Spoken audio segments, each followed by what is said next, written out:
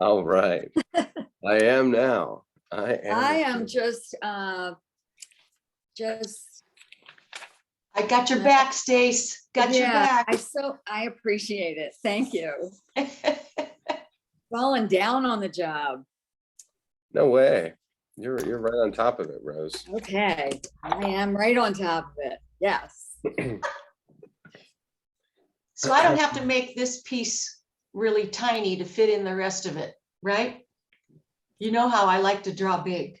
Oh, I know. So So that's what I'm asking. Do I need to I know, reduce? and I don't know the answer. Yeah, yeah, like what you're saying is like, are we going to ultimately draw this one? Is that Right. what you're saying? Oh, Yeah. I can't draw tiny anymore. Good. So let's just do the big one and we'll just do all 4 pieces and talk about it. Wait, so you want to do this one? Is this one what? Let's get a consensus. No. The first that you put on. Yeah, I like that first one. Oh, do the close up. Yeah. Yeah. I So think so too. I just want to make sure I don't have to do it tiny in case you incorporate the rest of her. Well, I'll make you a deal. If we incorporate anything from this picture, Yeah. we'll just do the area around her. So we Okay. won't do the larger composition. I promise not to get carried away in that respect. No. What? I'm kidding. What? Oh, I gotta lift this up. There. Oh, that was good. I forgot that we're recording. Should not have made that face on camera. It's okay. Trevor, any of your faces would be a gret face on camera. Oh, Stays, thanks. To be recorded for all time. I love posterity. Let's do it. All right, this is getting lined up. Now the other annoying part is that there's the second version of this, which I think we're going to constantly. I really want to go back. Okay, so maybe that's what I'll do with my phone. Maybe the reference that we'll use for we're gonna. So when Stacy, when you asked about what does blocking in mean, what it means is that the whole picture takes place. There's her head, which is essentially a circle.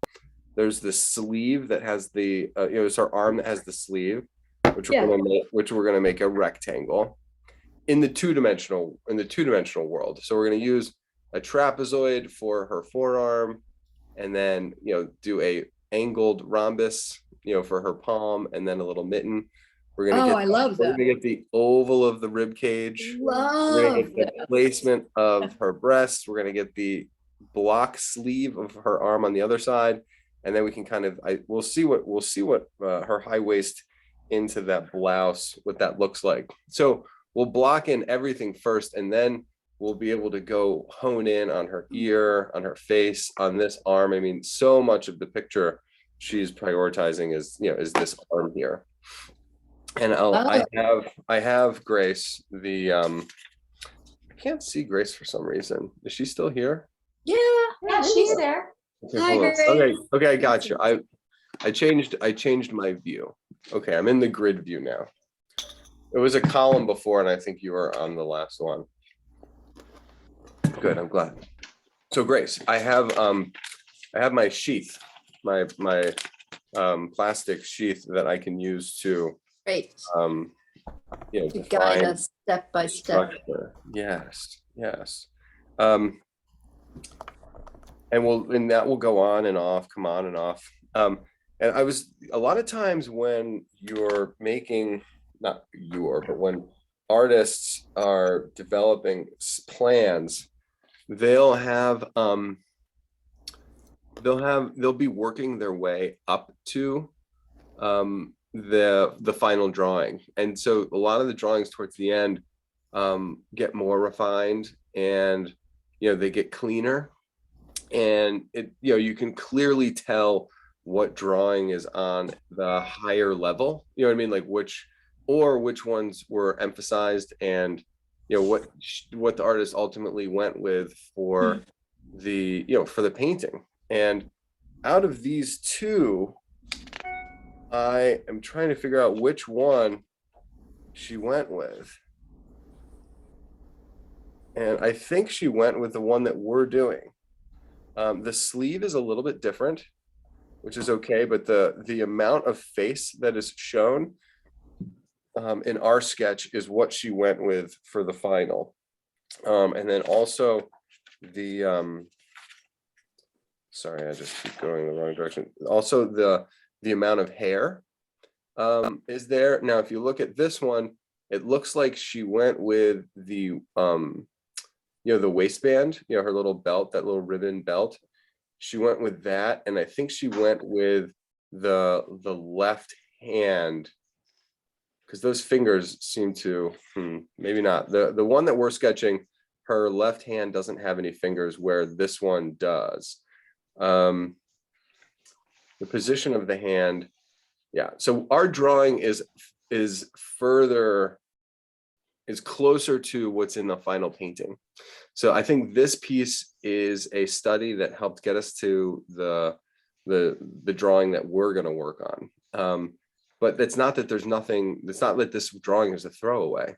So I think we're going to keep going back to this to see what maybe just to like figure out more information, what might be missing. And in the end, it's a composite. The painting is ultimately just a composite of all of the best ideas that the artist has come up with over the that period of time that they were studying and working. Yay, I am so pumped for this. A piece of tape up here because book pages keep falling down.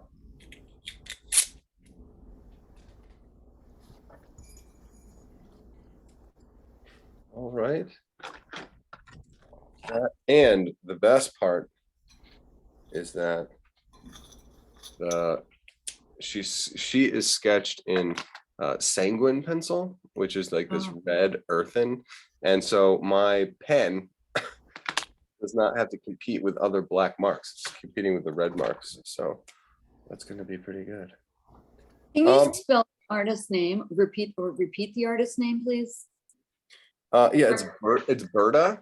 It's Berta Morisot. That's how I'm told it's pronounced. Berthe, Berta, and then Morisot is Morisot. Thank you. French. Yeah. Oui. She's all about speaking French and eating croissants. Yeah, I don't mean to stereotype Morisot. I bet you she ate a lot. All right, here we go, people. So this is the advanced class. So I'm going to start with an actual 3D form. I know it's annoying, but I think she did too. You can actually see how there's this little connection right at her cheekbone. I think she was blocking out this arm. So we're going to see the side of her arm, and then we're going to see the underside, her armpit, and then the underside of this sleeve. So that is and I might even actually add a little bit of shadow underneath there. Is that showing up on the feed? The black ink? There's not a chance. There's not a chance that this.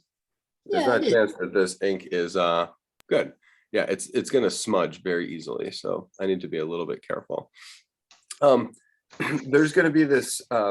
It's gonna basically be a twist. We're gonna take that cube and we're gonna twist it, and it's going to make these folds that basically echo a almost like a helix or a candy cane. So we can anticipate that, even though it's not happening just yet, but that's going to be a really beautiful. You start with this almost like a foam block, and then you can turn it.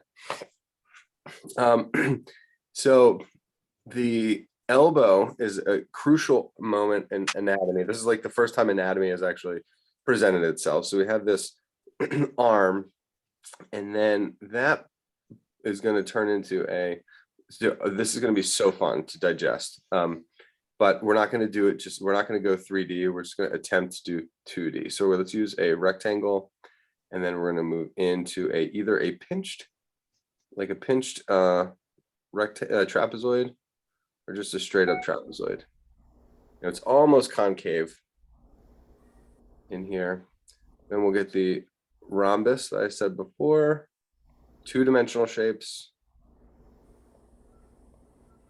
which is basically the back of the hand. And we're not going to worry about any of the fingers. We're going to pretend it's like a mitten, and just do the mitten on there.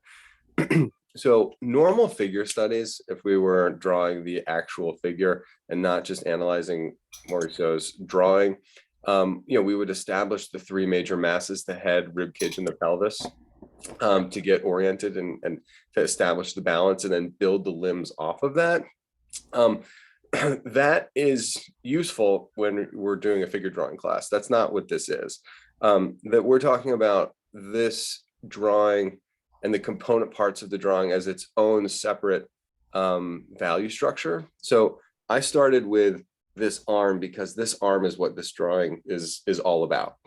We had to start there. Now, going back into this like idea of figure drawing, we can establish the circle for her head, circle or oval.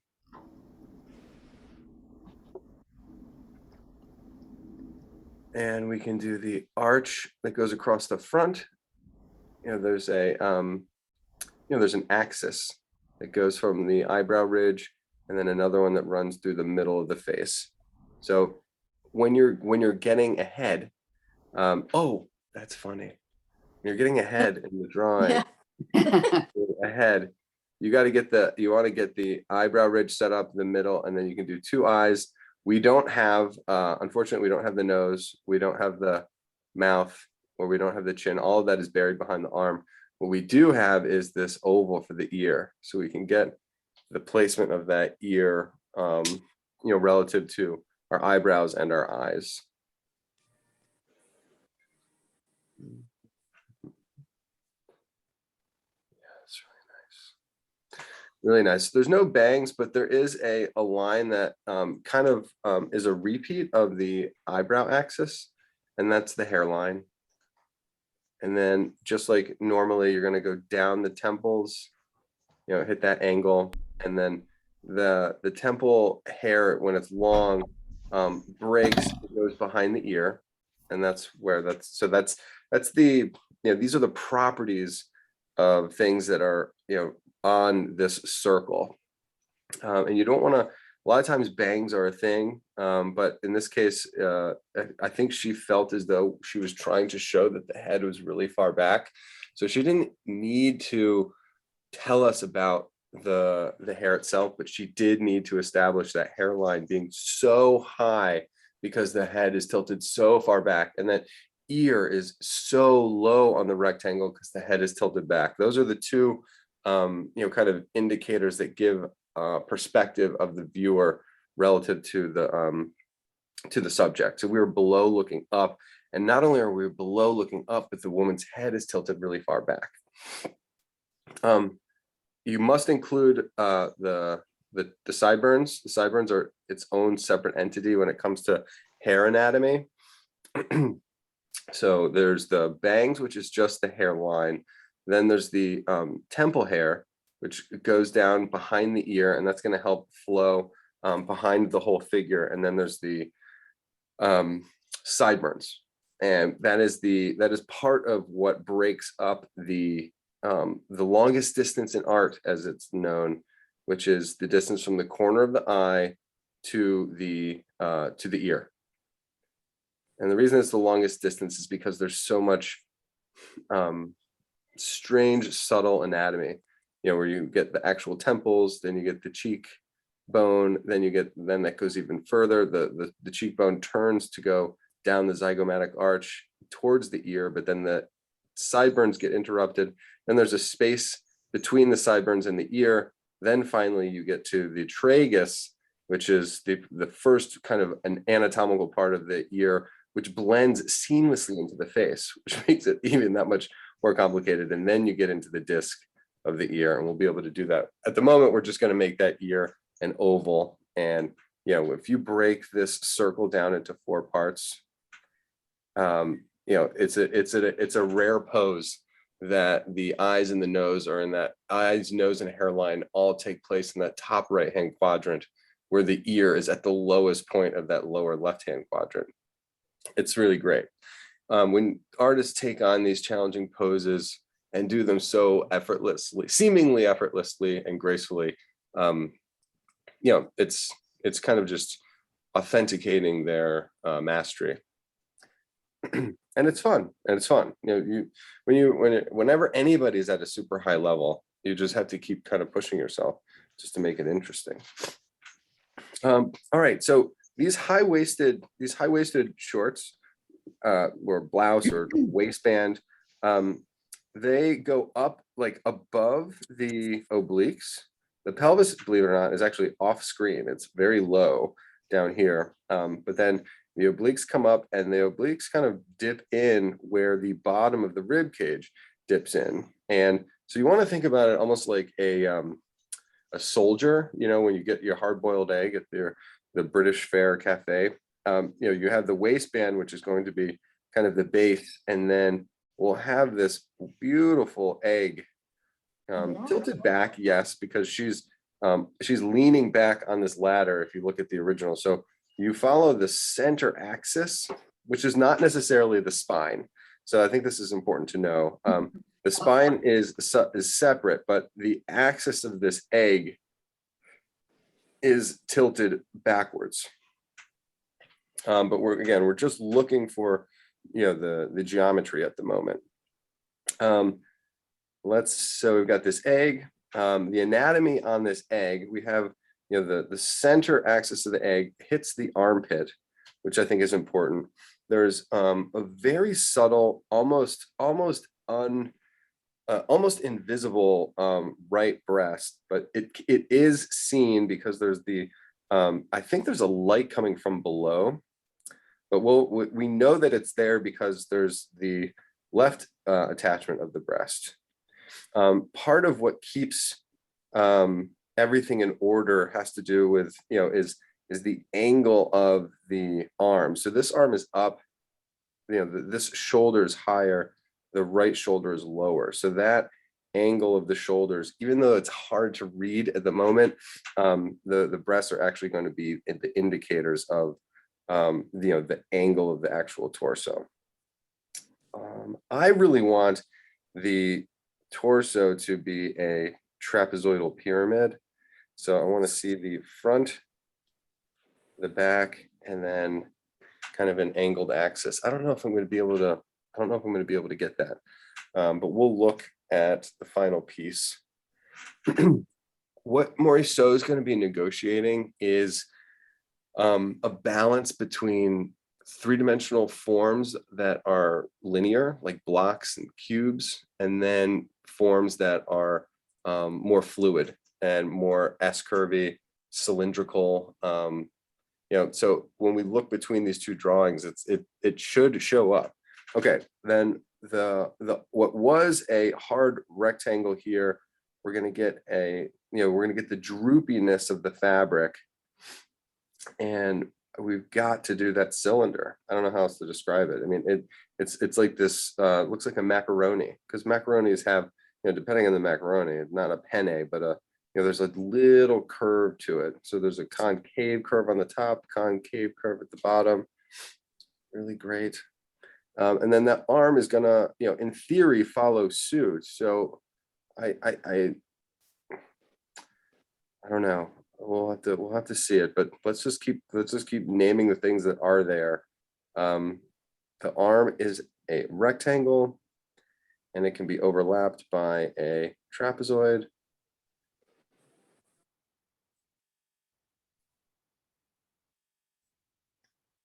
And where the top, the arm, shoulder to elbow, overlaps elbow to wrist, we get that corner, which is the elbow.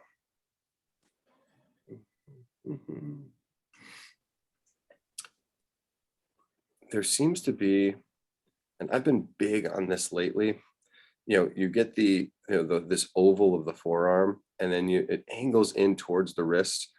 And I've been really big on thinking of the wrist as its own separate piece of anatomy. Like it's like almost like where the watch is, like the watch and the watch band. I didn't even do it up here on our first one, but the wrist does take on a lot of mass, and depending on the angle, can be really, really prominent. So here's this rectangle for the palm of the hand. And then there's a little curve up here for this mitten, and then a very gentle, quiet ghost of where a thumb might be. So where our drawing is really lacking is in some of the details of this right arm. Now, that being said, the second reference that I emailed, I'm going to slide it over right here. This piece might actually, like the point of the second drawing, that might actually be, the point of this drawing might be to resolve the left arm, where this drawing here resolves the right arm completely with the fabric, the anatomy, the hand, the face, all of that. And then she just kind of maybe they were two separate drawing sessions. I love that idea. So I think we should kind of we'll draw this side. Here it feels very abbreviated, almost like rushed, and then the face is is like cropped too much.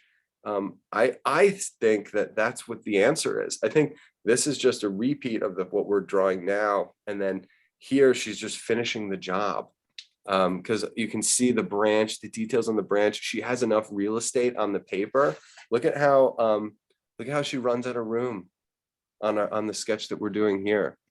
So that's what I was hoping for before we started recording. Hopefully you guys remember, I was like, some of the answers will present themselves, and that's it. So we are going to need both of these drawings, but we'll make a super drawing. We'll make the this version of this arm and that face, which is clearly more resolved and understood. And then where she kind of ran out of real estate, potentially even ran out of steam. I mean, it could have been, she might have just needed a break. And then she switched over to a larger sheet of paper where the figure is, zoomed out a little bit. So we're kind of zoomed in here. So we're cropped off at the bottom.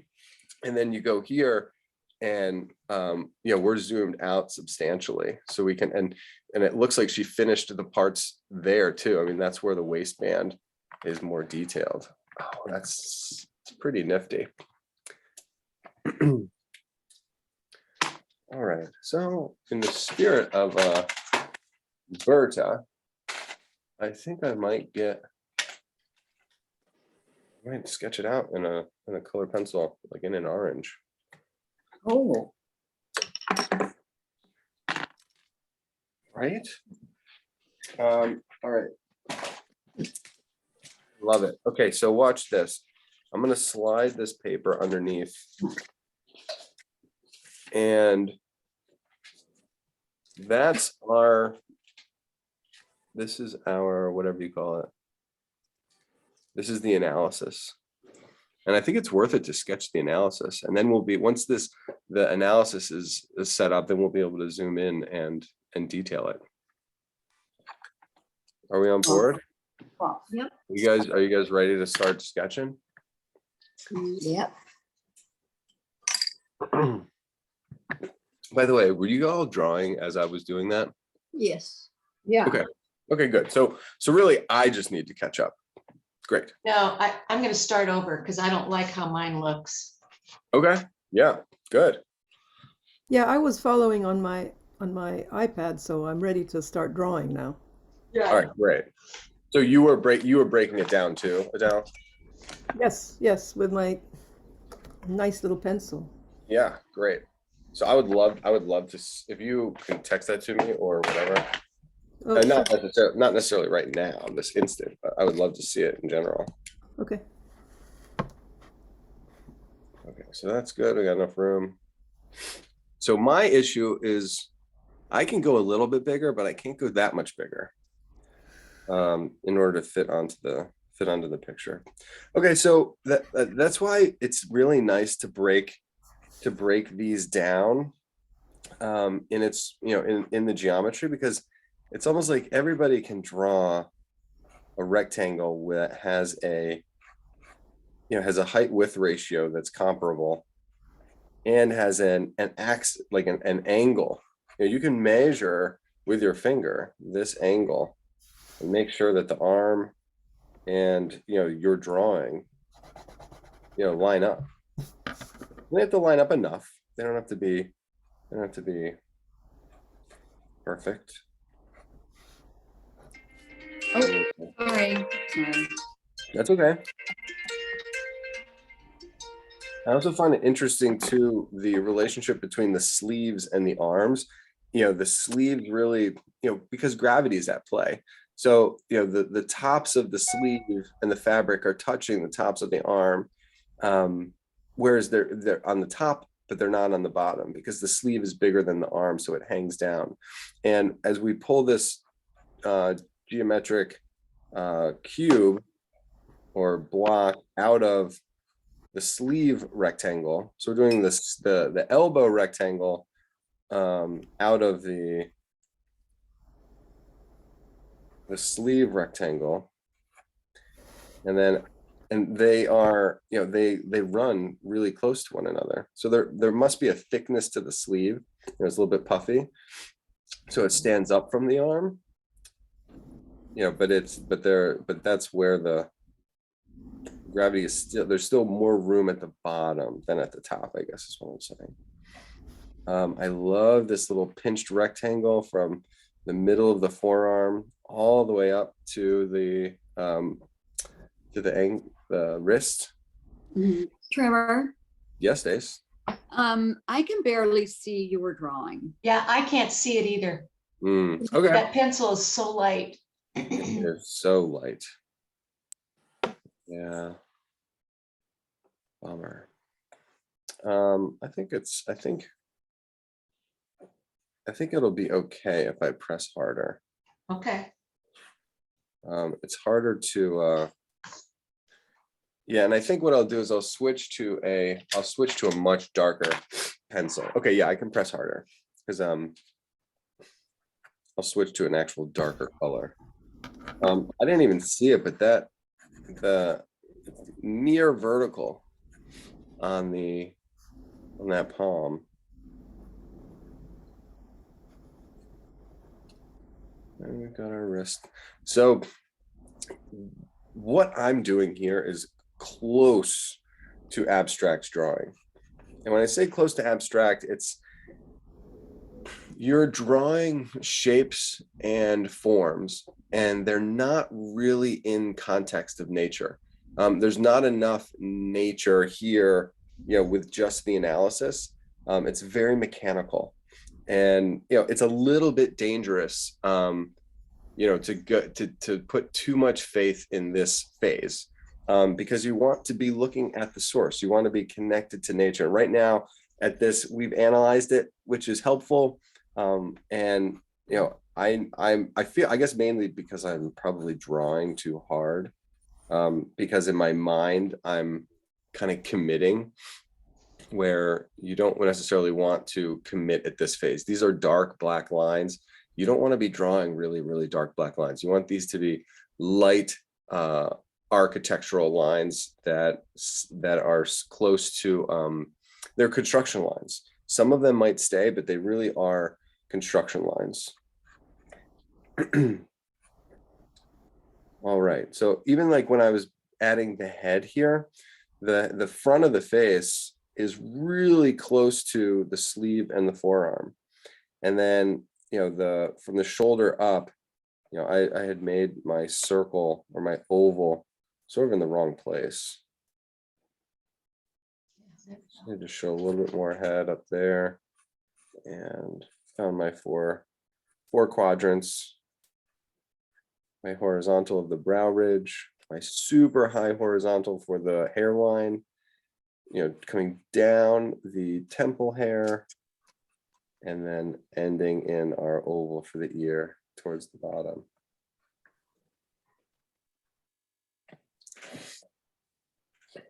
It's wild not having any face. So because there's no face, that's why we have to really put a lot of stock in in the arm and the fabric and the larger figure. Because both of these images over here don't really have any faces. So there's no kind of personality in a face for this composition. It's all about the movements and the action. Where if you look at this one, there is a version where they do show the girl's face. I'll show that in a second. Let's just get back to this.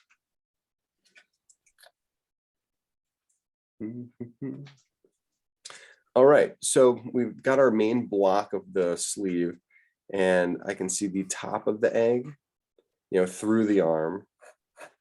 I can see her rib cage coming down the back. I can see my axis, the angle of the rib cage coming out of the armpit.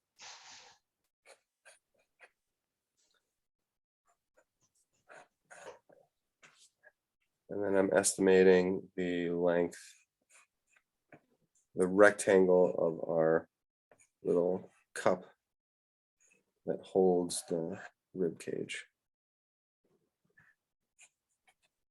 There's the back end of the blouse, the front, or the back end of the dress, the front end of the dress.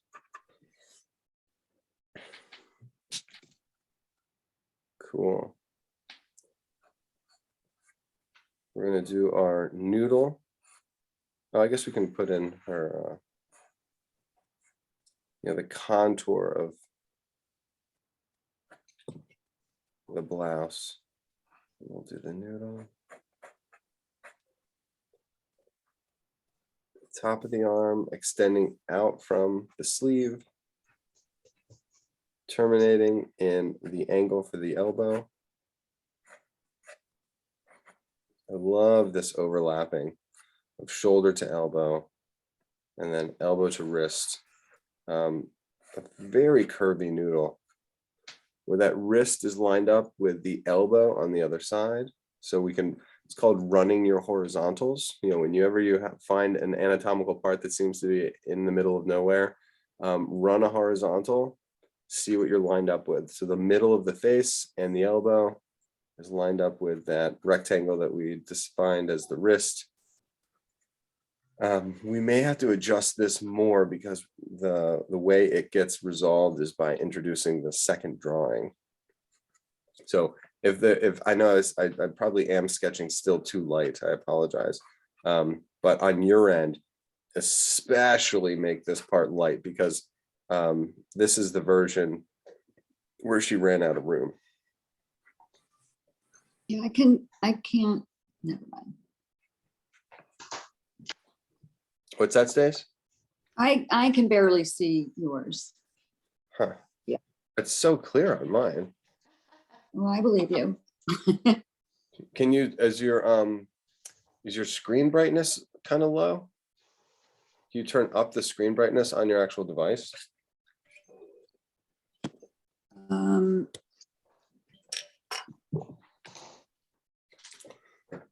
don't know if That's helpful. Yeah, it's a little helpful. It's still very faint.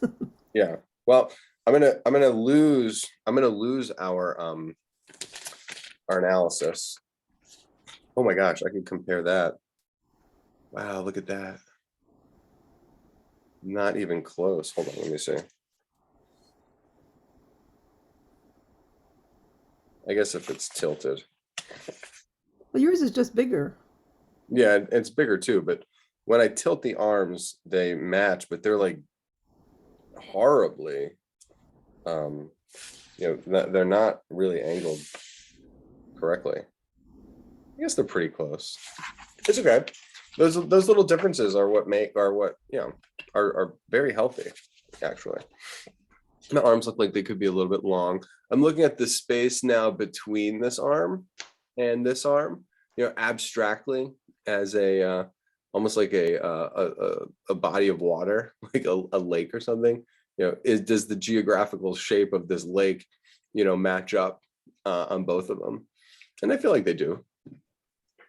I'll have to adjust the sleeve, and I'll add a little bit more of the shoulder up here. But the bare bones, I think, work. Oh my gosh, this is so fun. I'm so glad. So glad we did this.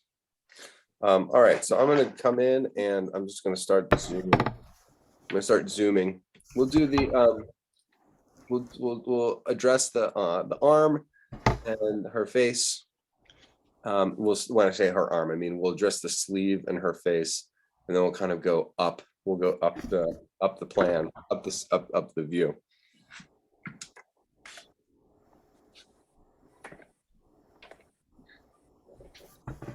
And by blocking it in like we have, we've earned the right to this amount of detail. Because we know generally that the hands and the arms are in the right place. Everything's kind of blocked out according to our analysis, according to what is just obvious observation, is indicating that it's kind of proper. So now we really can really think think closely about the actual lines and details. It's so wonderful. Okay, so what kind of form do you think this is? It really is sort of like a candy cane. So I'm really starting with I'm indicating where the sleeve and the elbow kind of meet. And this is what's so interesting about impressionism, and where it kind of came from Cezanne, in like the sense that you can be ambiguous. I don't know whether whether you can actually say what is sleeve and what is skin. Like, what is the wrinkled elbow skin versus the versus the fabric. I don't know if and I think it's okay to not know. So you can kind of clarify it if you want in your own mind. But I want to just kind of quickly establish that this is the connector between the arm and the skin, and now this is this just beautiful S-curving flow of this the end of the sleeve, the bunching that occurs, and you have the arm, and then you have the sleeve going down the other side. So this is arm here, not arm hair, arm here, and then the sleeve passes them down the other side. And any opportunity to use an arch and an S curve is a good one. I feel really bad about this not being in focus. Okay, that's in focus. That's in focus. There we go. Now we're in business. Goodness. All right. So our sleeve seems to be happening in 3 layers or 3 bunches. This is the first bunch, convex out into a concave dip, and then it's going to go concave into another convex swell of the fabric. And then it's a slightly lesser concave moment. And this really kind of separates the deltoid from the bicep, going under, beneath the surface. And we're going to get the broad, long side, the top of the deltoid. And then it hits this corner, which could even be the scapula. And then it's going to arch down and make this really beautiful, curving transitional end to that arm. Is it too long? Maybe. Does she struggle with where that arm ends? You better believe it. So I love how my transition down here, echoed, her struggle. in the sense that, the reason she may have added so much hair in the back is because she had so many attempts at where the end of the arm needed to be. So I actually feel I did cheat a little bit, and I started going down the contour of the back. All right, cool. So I'm using my tricolor pencil. So it's got black, it's got red, and it's got this, the orange that we used.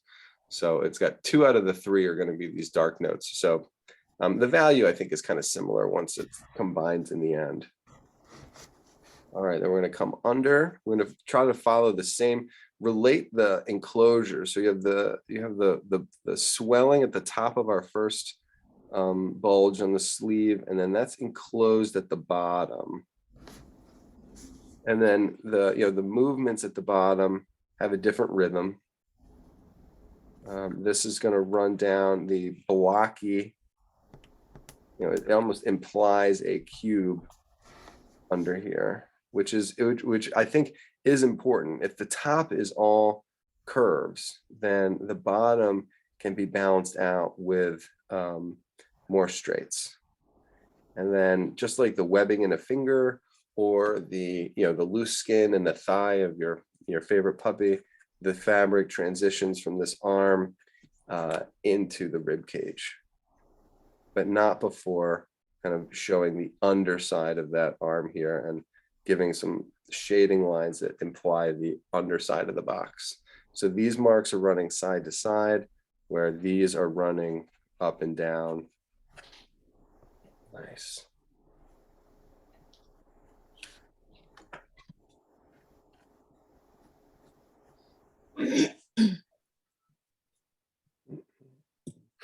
I'm going to try to erase these color pencils. Color pencils don't traditionally erase very well, but you can force it sometimes.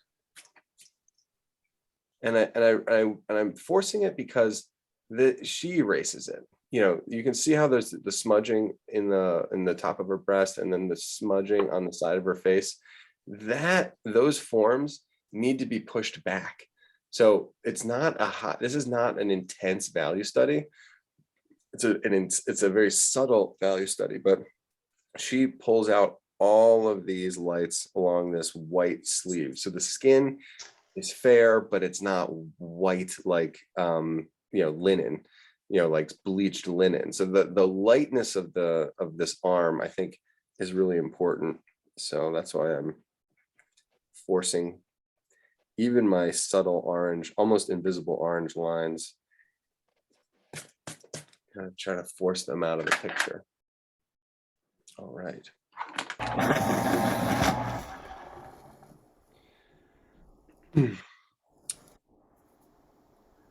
Good. All right, let's see if we can do this face. So we're starting with the known, which is her arm, and we need to use what's known to get the face started. So this first line here, this is the edge of the nose. And what's nice about having studied the way that we have, you can tell that she was trained in the French tradition. She has a clearly well-established keystone. So we follow the bridge of the nose, which is not invisible, meaning the nose like disappears, the line of it disappears and passages behind the sleeve. It reemerges into the edge of the keystone, and then there's a second direction which gives you the eyebrow. So that's how you can see it right there. So there's the edge of the keystone, then there's the eyebrow, and then there's the eyelashes, of that eye that's on the that's being covered by the bone structure of the keystone. So we got the inside of the keystone, and then this is where probably the most defining aspect of this entire figure is the length and the arch of her eyebrow. And because her head is tilted back and she's kind of looking down, a lot of her eyelid is covering. So the moment that her eyes are actually are more closed. If you look down and then look up, your eyes are really wide open. You lean your head back and you look down, your eyelid covers most of your eye. So we can get the upper eyelid, and then you get the lower eyelid super faint, and then you can sketch in a little oval for the the disc that is the pupil and the iris.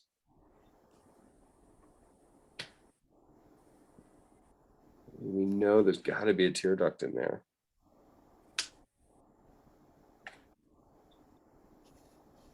We come up the profile back, from the known into the unknown, and we've got the bridge, the plane of the forehead. So the forehead faces toward out, and then right before you get to the hairline is where the top of the head starts to tilt back. So we've got our hairline, and then I think her bangs are pulled over to the side. And then we have the hair, which is defining the roundness of the head. She's got a little zigzag, interesting mark making, a little bit blended. The temple hair that comes down a little bit, keeps coming, and then the ear is fine. So when I say it's fine, it means that she understands the ear, she understands the parts of the ear, and she did it in the right place, and she did it with kind of great economy. When I say not great, I would say there's like a little too much darkness in like the ear canal, like in the actual ear hole. I would have probably been a little bit more subtle, but like whatever. So let me just like talk us through the literal marks and what they mean. We've got the hair. It's gonna, we're gonna save it to pass behind the ear. We get the sideburns, and then we're gonna come down, and there's the first kind of angle right here, and this is the tragus. So, and I would actually put it in a different direction, but that's fine. The tragus lives there, and then we're gonna get the helix, which is the beginning of the very definitive, classical ear shape that runs, from the face, runs up, arches, and hits down the back of the ear. So we're going to do this little rainbow dance of the helix. And then the helix in her ear straightens up, that cartilage drops down, and then it cuts back in at the earlobe. And conveniently the helix kind of shows this the thickness of the underside of the earlobe.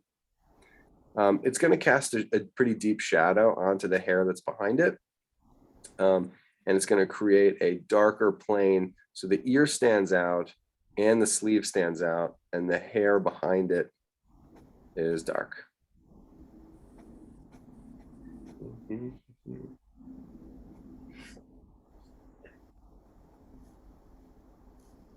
So we go back to the ear, and we're looking at the anti-helix. So the anti-helix is the Y shape that is inside. I'm going to draw it really quickly here. So you get the tragus, then we did the helix, which runs this length, straightens up, comes down into the earlobe, where the earlobe then attaches to the head. The anti-helix is the Y shape that is inside this ear. Now, the only part of this Y, this curving Y that is seen is the space between the tragus and the tragus and the anti-helix. So one could, shade the inside of that rim of the helix, because it throws a shadow down. And then that's really it. There's not much else. You could shade, if I were to draw this larger, you could shade all those other parts, but she just keeps it really, really basic. So the lines of the helix, top and bottom, the inside of the tragus, and the inside of the anti-helix. And this is the ear canal right here. So that little bean shape in there, which is a lot, but it says ear, which is nice. And like I said, there's the underside of that ear, which it is a light ear up against a dark shaded backdrop of hair.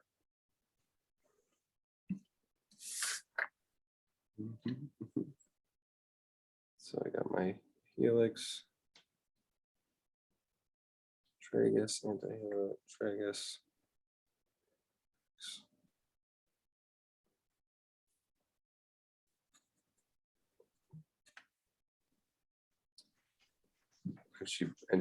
The hair on the back of her head, which is tied with a little bow. There's this little bow back here that runs into her attempts at the shoulder, creating kind of, in my opinion, an awkward gutter. Actually, when I say gutter, gutters can be negative, meaning they're two objects come together and they create a negative space, but they can also be a positive, like this hair, this little thin run of hair that runs down the back, that is a gutter, or like a river that is not necessarily doing anybody favors. All right, so erase my construction lines.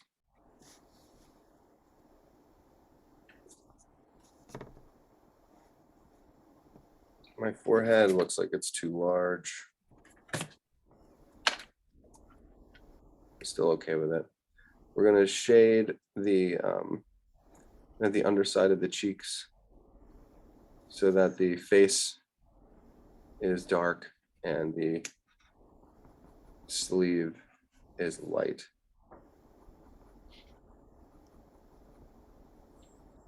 And then I have to erase the length of the nose, because that nose is really faint. I mean, I love that little gap. I love that value gap in between, the boldness of the eyebrows and then the disappearance of the nose.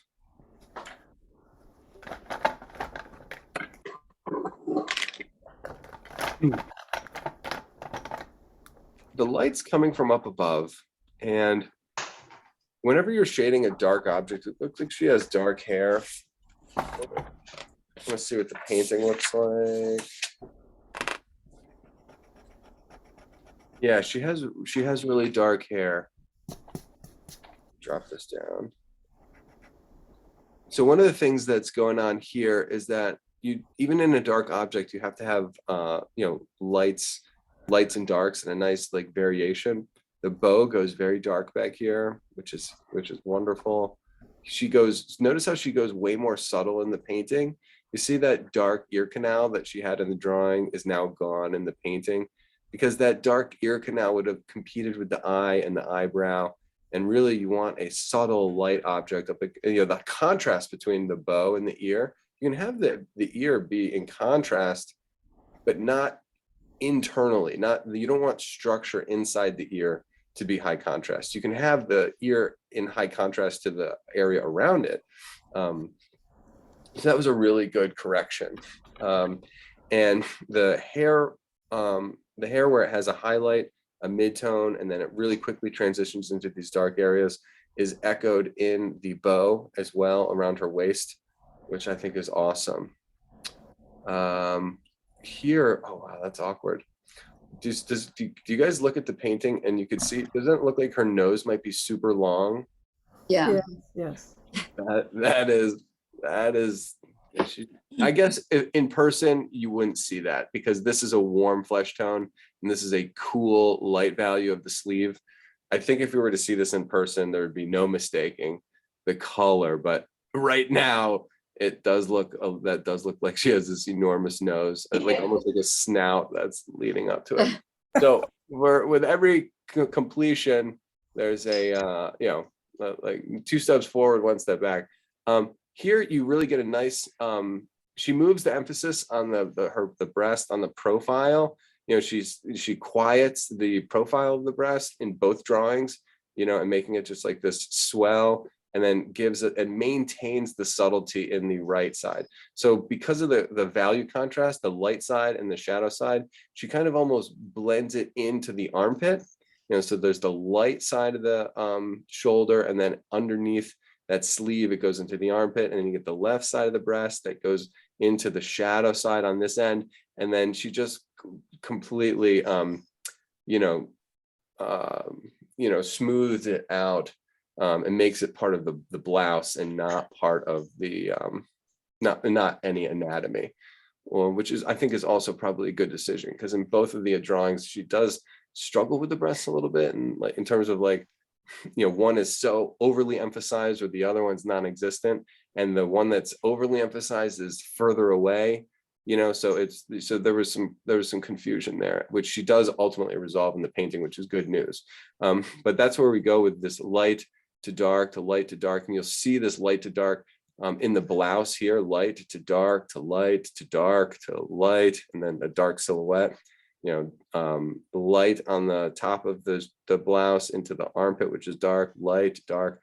That is just, you're constantly thinking light to dark in your pictures. And that's what I wanted to just bring up with her hair.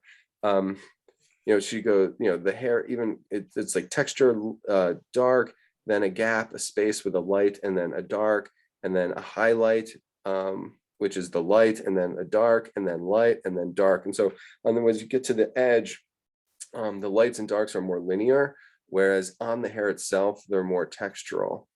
And then even, you know, this under, you know, even like this band of hair from her bangs going all the way down, even that band starts light up here, and then it flips and becomes dark underneath, and then it's inverted. So then the top, you know, the light bangs up against the dark here, that hair transitions into being dark against light there. So there's a beautiful mark making variation, which I was really attracted to when I, you know, it was just, you know, when I first saw this drawing, I was like, that hair is so simple, so economical, and so on point. Seems like it was drawn really quickly, which I also love in terms of the virtuosity of it. And then having figured out the system of variation of light to dark that she employed makes me love it even more. So I knew there was something to get out of it. I couldn't put my finger on it. So I'm glad that we finally did that. Okay, so we'll do the hair. We got the bangs that come across. There's a dark line, and there's a light highlight, and then we have some darker marks on the top of the head. We get our zigzaggy midtone, and then there's another light area, and then we'll get the zigzaggy dark tone towards the back of the head. And then we have this black dark line defining the side of the head, and then that's up against a slightly lighter line. So our band of the bangs comes down the side. Now it's allowed to go dark. And we'll keep that light area, that gap on the side of the head. You see the pulsing? You know, my picture is even pulsing more because I have these three color tones. I have the black, I have the red, and I have the orange. So I'm getting like an even more of that effect. But I am trying to maintain consistency with the value.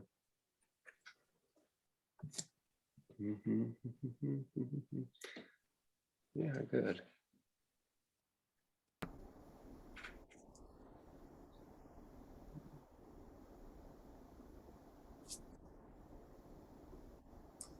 These pencils that you're using are working beautifully. Thanks. Yeah, thank you. Mm-hmm. I'm a believer. It didn't take long, but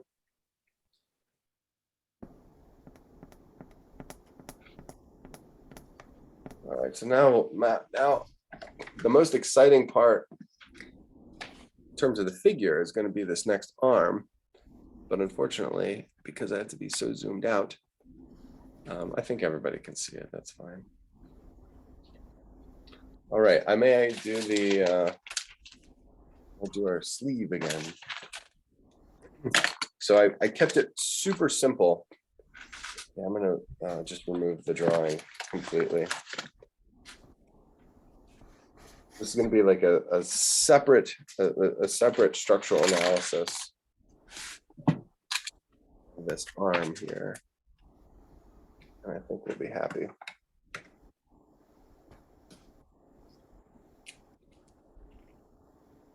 Okay, and I haven't done this yet, so just correct me if I'm wrong, but I feel like I've got a good start, and it's going to lead us in the right direction. So here's our little diamond for the elbow, and initially I had said, okay, we're going to do a rectangle, which is what we got. We got our rectangle here. Now I'm going to make it slightly more dynamic because this rectangle is now going to become a cube. So this is the structure. This is light at the top, and then it's shaded on the underside.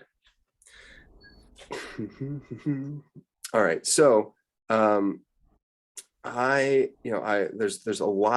like a couple things going on. One of the things is, well, anyway, so there's that cube, and what we basically need to do is we need to angle in. So we got to cut in slightly. So how is that done? Is it a trapezoid? Like, I feel like it's going to be a trapezoid.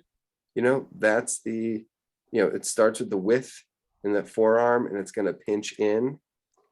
And the marks on the top almost like tell you where to look. I'm going to edit slightly, and I don't know if she's just like, I don't know what I'm unsure of what she's doing. One of the anchors in anatomy is this, the wrist bone right here. That's the bone that always gets stuck on my watches, which I can't wear watches. So I'm just going to make this a very thin cube. We're going to show the very delicate underside of the wrist. So the mass of the whole wrist is going to basically be sandwich. It's going to turn into an ice cream sandwich shape, meaning there's the whole top of the ice cream sandwich, and then the thin side, which is in shadow of the, with the ice cream part. Now, the other drawing, if you can look at it a little bit closer, she does a really nice job at getting the heel of the hand. And then she really does a really nice job of showing the heel and the fat of the hand being a block. So I'm inputting a bunch of my own bias in here, but it's really my bias being generated from the previous drawing. So this is, and then the area in between the sandwich and the block of the palm of the hand, she doesn't put any knuckles in here, but the knuckles have to be there. I mean, they have to exist at the top. She doesn't do it, but I was going to say this little, where the wrist begins to widen out. So here, the ice cream sandwich, is wider and it gets narrower. And then before the block of the hand, the wrist really widens out like very quickly. And that is, right at that bone of that corner. Then we get the palm of the hand. The hands are very abbreviated here. I don't know if they do get a little bit more in the painting. They do get a little bit more visible. So we know that the fingers are going to be blocks, but we're going to do we're just going to do them layered. Okay, so that's when I say blocks, we could infuse them with 3D forms, but I think we're going to, because they're so small, we're going to retreat to just a layering of two-dimensional shapes. So we're going to see the whole pinky, and then the ring finger is behind that. The middle finger is behind that, and then the index finger is behind that. That's where, when in the final painting, I think her middle finger dips down below. So there's this really elegant, like almost like you would, just like there's something about a drooping middle finger that is anyway, I think that's what it's going to ultimately happen. I think this middle finger dips down. So we'll go to pinky, ring, middle finger, and then back to the index finger. So there's a subtle variation. So this is the loud geometric analysis of this arm, and it's not necessarily based on full-blown anatomy. I mean, there's sketches that that really value anatomical accuracy, and then there's others that really value observational. The geometry can and it can lean to be more geometric and more right-brained, or it could lean more towards anatomy and be left-brained. And then there's everything that's in between. So let's just see if we can navigate through this arm by getting the block, which will be 1, the major massive trapezoid where it starts to angle in as 2. We'll get this large, long, lean ice cream sandwich, which is just a flat rectangle, which is 3. We're going to widen out at a very subtle wrist indication, which would be 4. We'll do the block of the hand, which will be 5. And then we'll do these, very noodly, non-structural layers, but dimensional. When I say dimensional, meaning one is clearly in front of the other, in front of the other, in front of the other, and they move back in space. Even if they don't have 3D dimensional properties, they suggest depth of space, which is, categorized as perspective, or even third dimension. Like two-dimensional objects can imply the 3 dimensions, and that's how I'm layering these blocks, going back in space there. They're just 2-dimensional shapes. Their orientation move you back into space. All righty.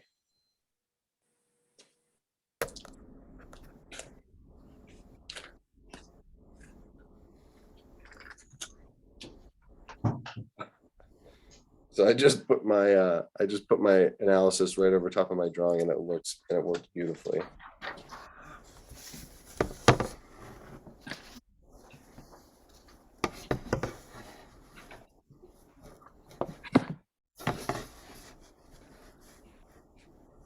It looks like a bionic arm. Yeah. All right, so we have the obvious blocks. Now we need the subtle forms.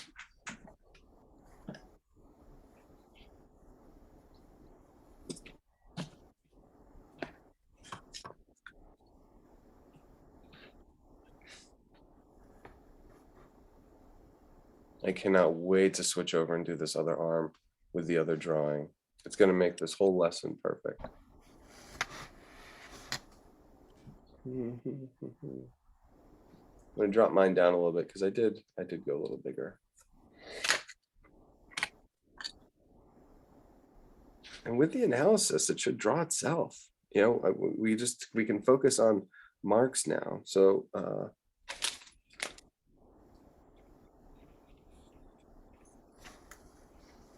can't draw like that.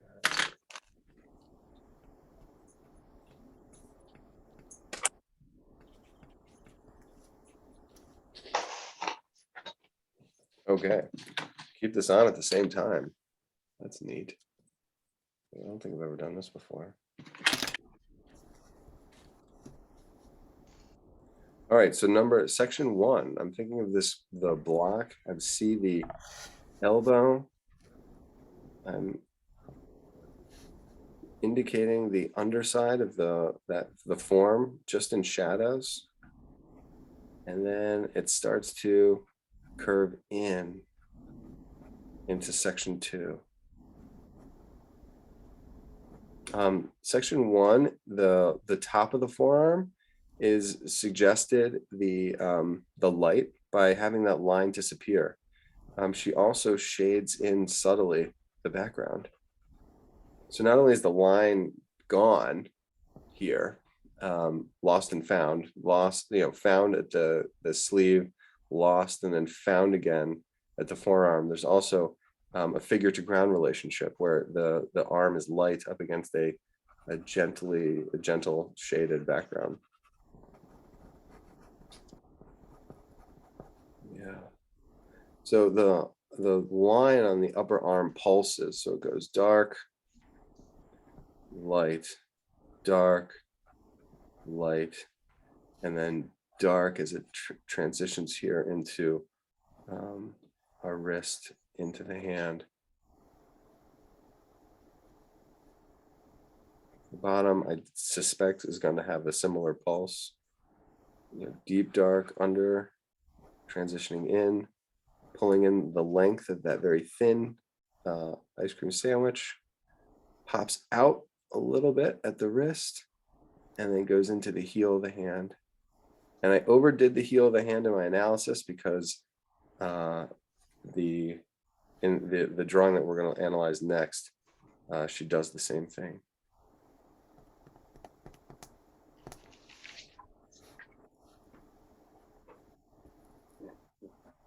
Cool. I love some of these tonal vector shading lines. You know, look at these bracelet lines trying to show the top plane and the side plane at the same time.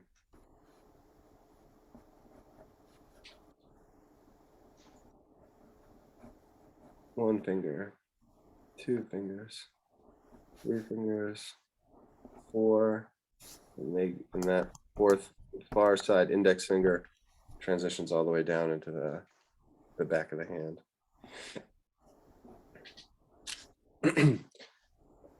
And that's where we get into subtle versus not subtle. You know, the concepts of the structure of that arm are not subtle. The execution of it, to the point where, you know, it's almost impossible to even know that that's what's going on in her head. I mean, all you can do is just be thankful.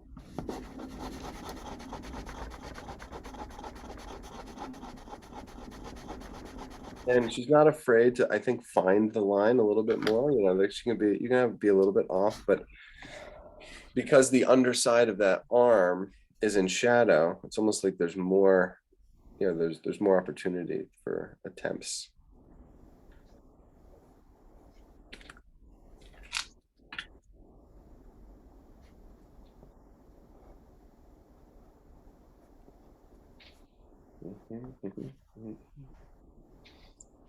All right, Berta.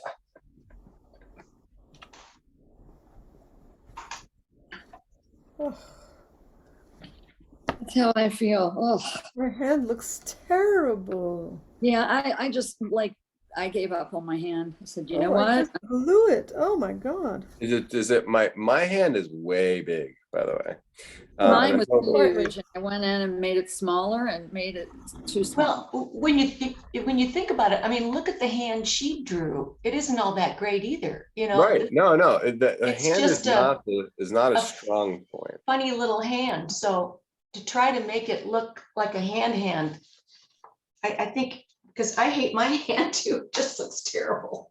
The other thing is that I know it's already 11:11, but we're relatively early on in the drawing, meaning we don't have the other arm to compare it to. We don't have the rest of the hair. Right. And we don't have any background.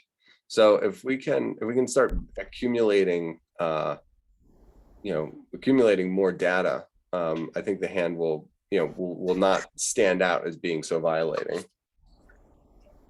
Okay, I'll take your word for it.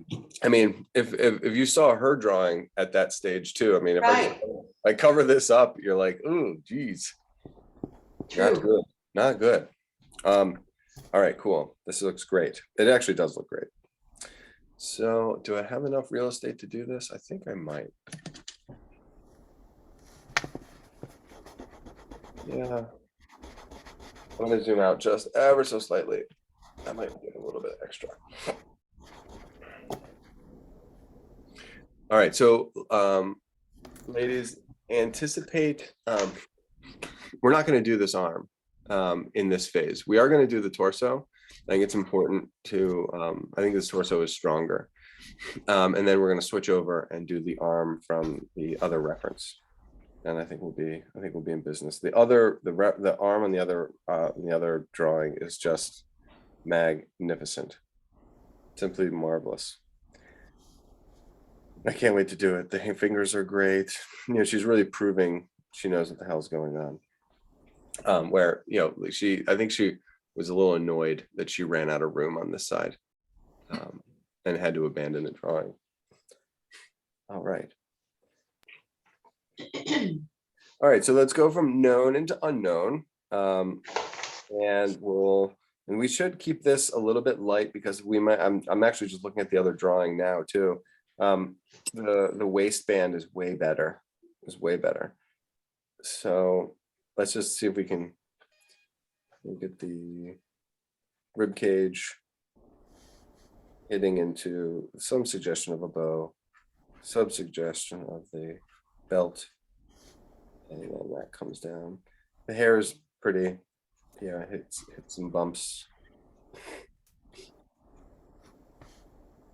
Yeah, and it's hard to negotiate whether you're sketching, you know, hair, which is up here clearly, and then where does the hair end? Where does the belt begin? We don't really know. On either sketch, the front of the upper part of her chest needs to be shaded a little bit so that I can go back.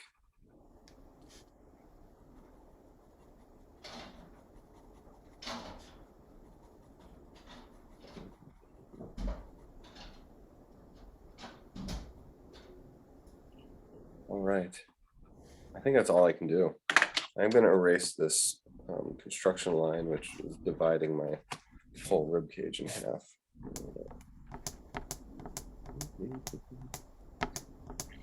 I think that's all we need from here. I really do.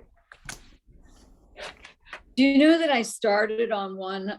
Oh gosh. I started on one picture and went to the other mistakenly. That's good. No, Stace, that's literally what we're doing this moment. I'm switching over to so we can draw the second arm properly. You see what's happening? Well, then I guess what I mean is that the word properly didn't apply. Yes, I do see. Yeah. Good. I gotcha.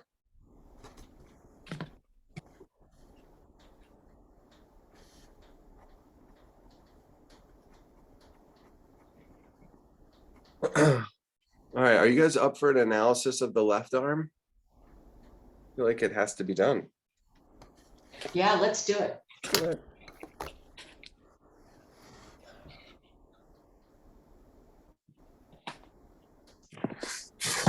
I'm going to fill out.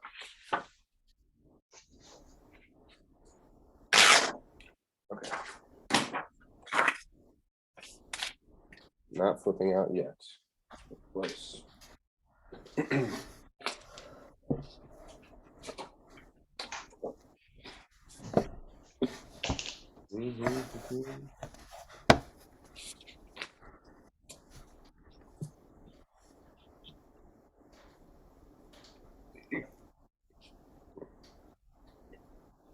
Yeah, just phenomenal. All right, so our new part. We've got this arm. I'm just gonna block this arm like we normally would. Come get it here. This is the arm as we blocked it out. And we'll do the back end. Okay, great. So we have the top of her torso, which is going to lead into her breast down here.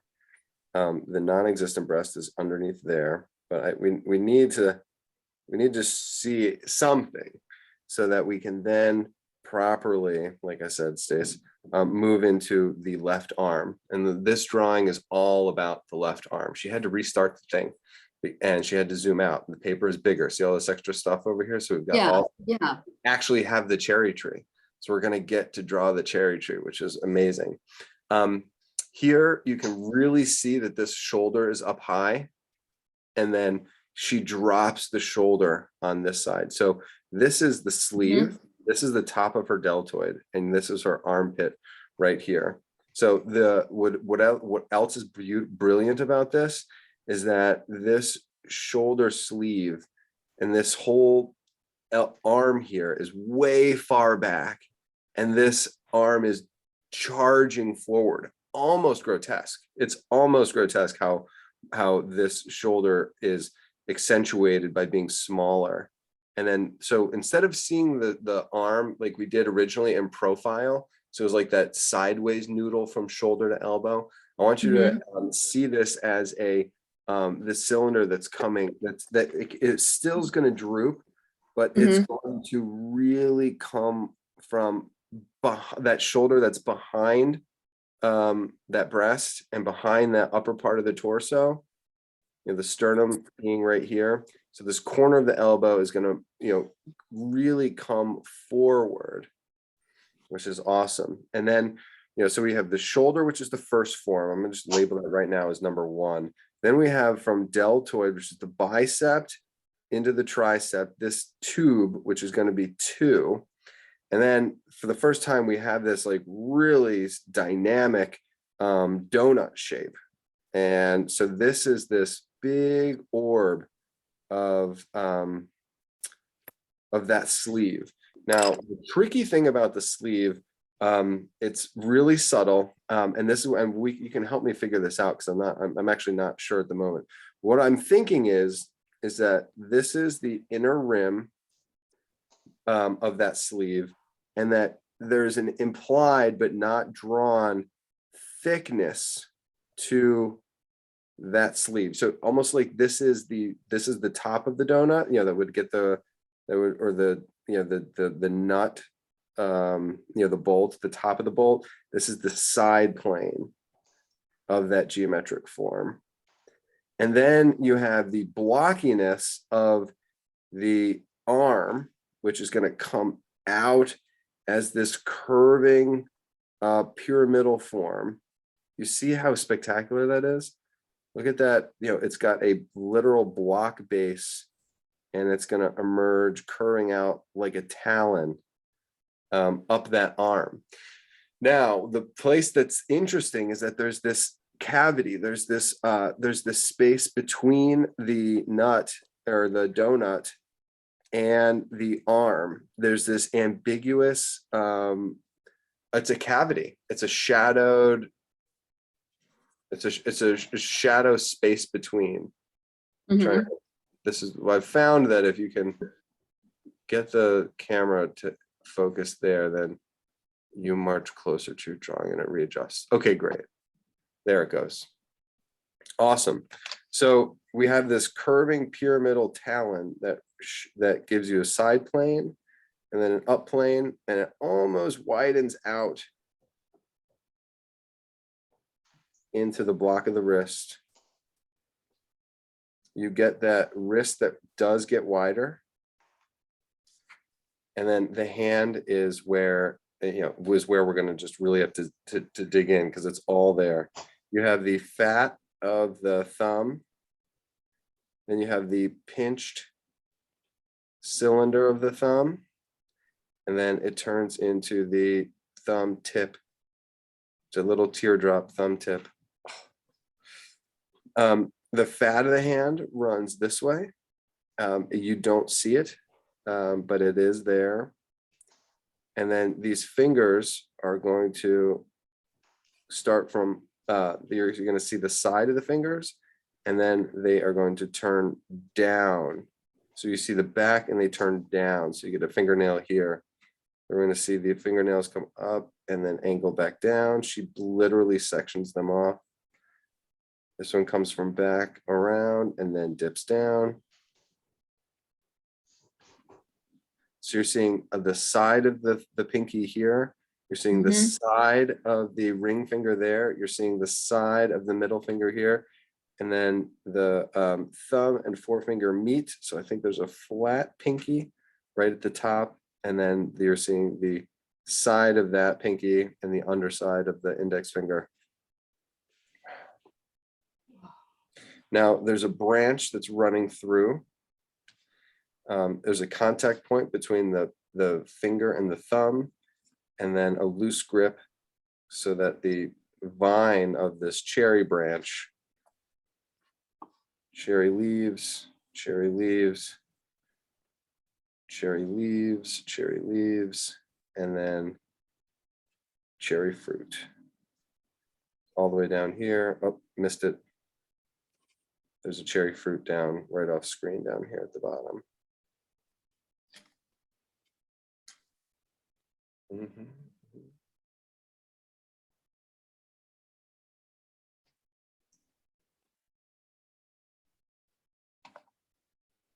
That is awesome. Are you guys freaking out yet? There's a tree that she has the real estate to build. It looks like a vine to me.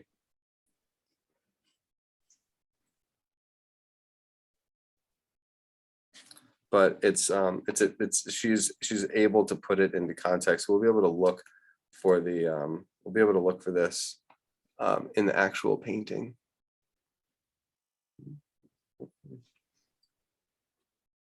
If I zoom out even more while we're here,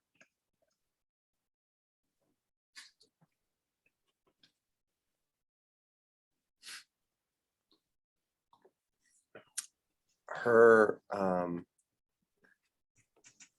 so she's resting, she's standing on a ladder. Line that back up again. So we've got her rib cage back here transitioning into her, obliques, and then look at this. Look at the tension, the folds in the ribbon around her waist. It starts like a triangle and it curves and it gets broader as it goes to the front, and then it disappears around her belly here. Whereas on this side, it disappears behind the bunching of her dress. And it's, she's actually, it's showing this kind of like oversized rump because all of that fabric is bunched up because she's sitting on the rungs of the ladder here. I just think that her solution for the belt is so strong, being this curved triangle with all these wrinkles at the back end. And then she helps us with these two bunny ears on the loop back there. But she has a front, and then she has this rounded back end. And I think we can show, if I show the painting,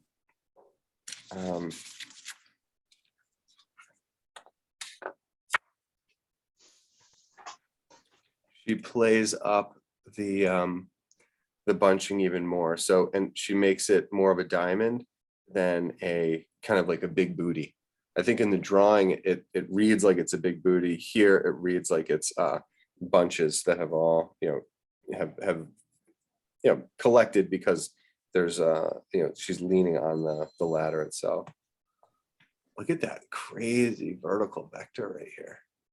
She's like standing on her tippy toes, but I think it's because her heels are on it appears like she's like leaping, but her heels are on the rungs of that point. Yeah. So her toes are pointed down because she's standing on her heels. I love it. There's so many surprises in this one. Let me zoom in on the arm that we just analyzed and see if she did any other changes.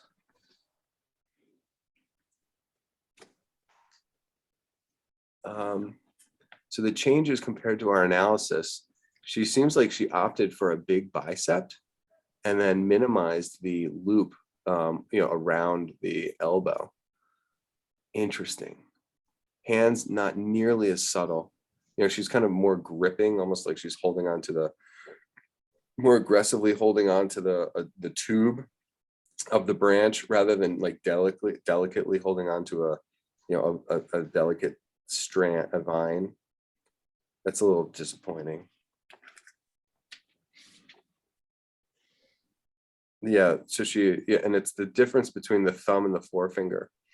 the delicacy that she was able to achieve in the drawing, I guess she just felt like she couldn't get it in the painting, and that's really too bad. So she's got this like handle grip versus a the pinching movement, but I think the pinching movement says more about pulling the cherries off than pulling the branch down. It's like she's pulling the branch down in this and delicately pinching the cherry with her right hand, where in the drawing I think it's actually it might actually be the opposite. She might be holding the branch with her right hand and then pinching with the left hand. Trevor, I'm sorry, but I need to leave. Okay. It's all recorded, so I can send it to you if you want to finish, but I'm sure you got it. The analysis was the important part. Great.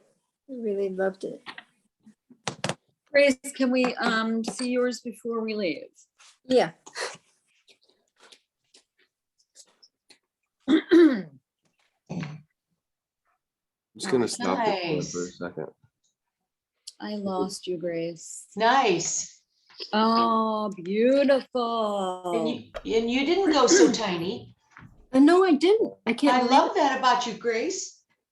I don't know what Crazy. happened. Yeah, Bigger than I expected. Yep. didn't go so tiny. Yeah, thank goodness it fit on Right. it fit on the page. Yeah. Yeah. I almost went off. It's kind of a close call.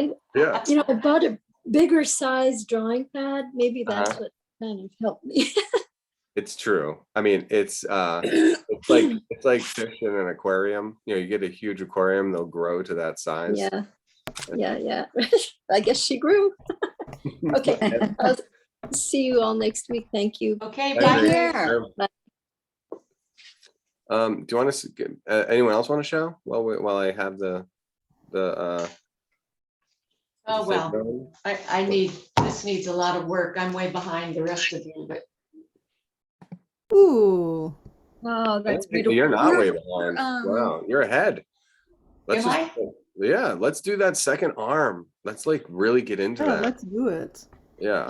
Oh my Yeah, God. that's How about beautiful. Adele? Can we You're- see yours? I was following your analysis, so I haven't drawn the second arm yet. Yeah, yeah. Nice. Great. that's Yeah. really Working, nice. I'm working think- with a colored pencil. I think her hand looks good. Yeah, the Oh, hand looks great. I just fixed it a little bit, but it was grotesque before. She'll look. She's gonna look. I mean, she's gonna look way better with the second arm. That's right. I mean, it looks great now. And if Let's you see can, if you Stacy's. can make it look good with only one arm. I Yeah, kind well, of slenderized my girl. my girl is pathetic. Her Let's hands are see. scary. So can I cover her hands? No. Ooh, you Nice. did colored pencils too. Wow, you're way ahead. She's on the ladder. Yeah. Good And when job. you're Stacy, when you're Yeah. able to integrate the background, the silhouetted background, when you do the whole Right. colorful background, it's gonna look phenomenal. And it's not gonna look as it's disjointed right now because there's so much contrast on the hands. But when the whole piece develops, those blue lines will be de-emphasized by having everything else working. Well, I did that because my lines were all Yeah. wrong and I had them in colored pencil, so I couldn't erase. I know, it's terrible. Yeah. Yeah. So I had to go back in a darker color to go over what I couldn't erase. So Nice. it I was a started to do that. mistake. Yeah. I stared to do colored pencils. You can't erase them. So that's why I switched back. Yeah, I I mean, erase a lot. I'd really like to do this again. If In you oil. could send me the video and do it in graphite. Sure. I don't think that it was the right move for me to go in colored pencil. I like it. Yeah, I think you're being a little dramatic, but that's okay. Don't be drunk. Keep my comments to myself. No, you could be, no, there's nothing wrong. I think that, I think once I would finish it in color pencil. And then if you still want to go back in graphite, do it. I mean, the piece is so rich, sorry, the piece is so rich that of course you could come, and she kept going back to it too, because it was so wonderful. Right. It's not like, she painted the painting at least twice. I mean, Okay. she painted the full blown painting at least twice. So it's worth it. You know what I mean? And it's worth it to finish it, and it's worth it to do it again. Your analysis of, excuse me, the hand with the fingers and particularly the sleeve of the second arm, Right. are just extraordinary. I agree. Yeah. Thank you. I appreciate that. As an art teacher. And it's just and then just imagine being the creator. I mean, it's just she is a genius. And we haven't even, and this is just her drawing. We haven't even looked at her paint, looked at her color. I mean, where she is the brightest star is her color. And her draftsmanship is obviously phenomenal too. It's just, good for us, good for her. We're lucky. We're real lucky. Okay, I'm gonna finish this arm, and then I'll finish the arm, and then we'll probably, I'll probably bring it back up into the, I'll switch over after we finish this arm from this drawing. I'll switch over to the painting completely, and we can, look and see how, what the differences are, how she adjusted with the painting. Yeah. But yeah. Quick request before we leave. Could you zoom in? I don't want you to do it. I know you're all taped in, but before we leave, could you zoom in on the arm and the hand and the sleeve on the bottom right corner, so I could take a pic of that zoomed in? Of this thing? Yeah. That whole corner, sure, with the hand to the elbow. I mean, shoulder. Sure. Thank you. Yeah, let me, and the pen. I didn't think the pen that I'm using to do the black pen that I'm using for the analysis, I didn't think it was ever going to dry, but it seems to have dried and is not smudging. So that's really good that it's kind of a permanent. Initially, it takes a while, so it smudges, how I did down there, but it will stay forever. So it's a good thing. I'm going to include that in my little book of notes. All right, party people. I would really love to know, when you get to heaven, we'll get to talk to her, but to know whether we could, whether she did this in the same day, or whether she had, if she, I think she did it at the same time. These are two separate drawings, but in a sense they're sort of one drawing.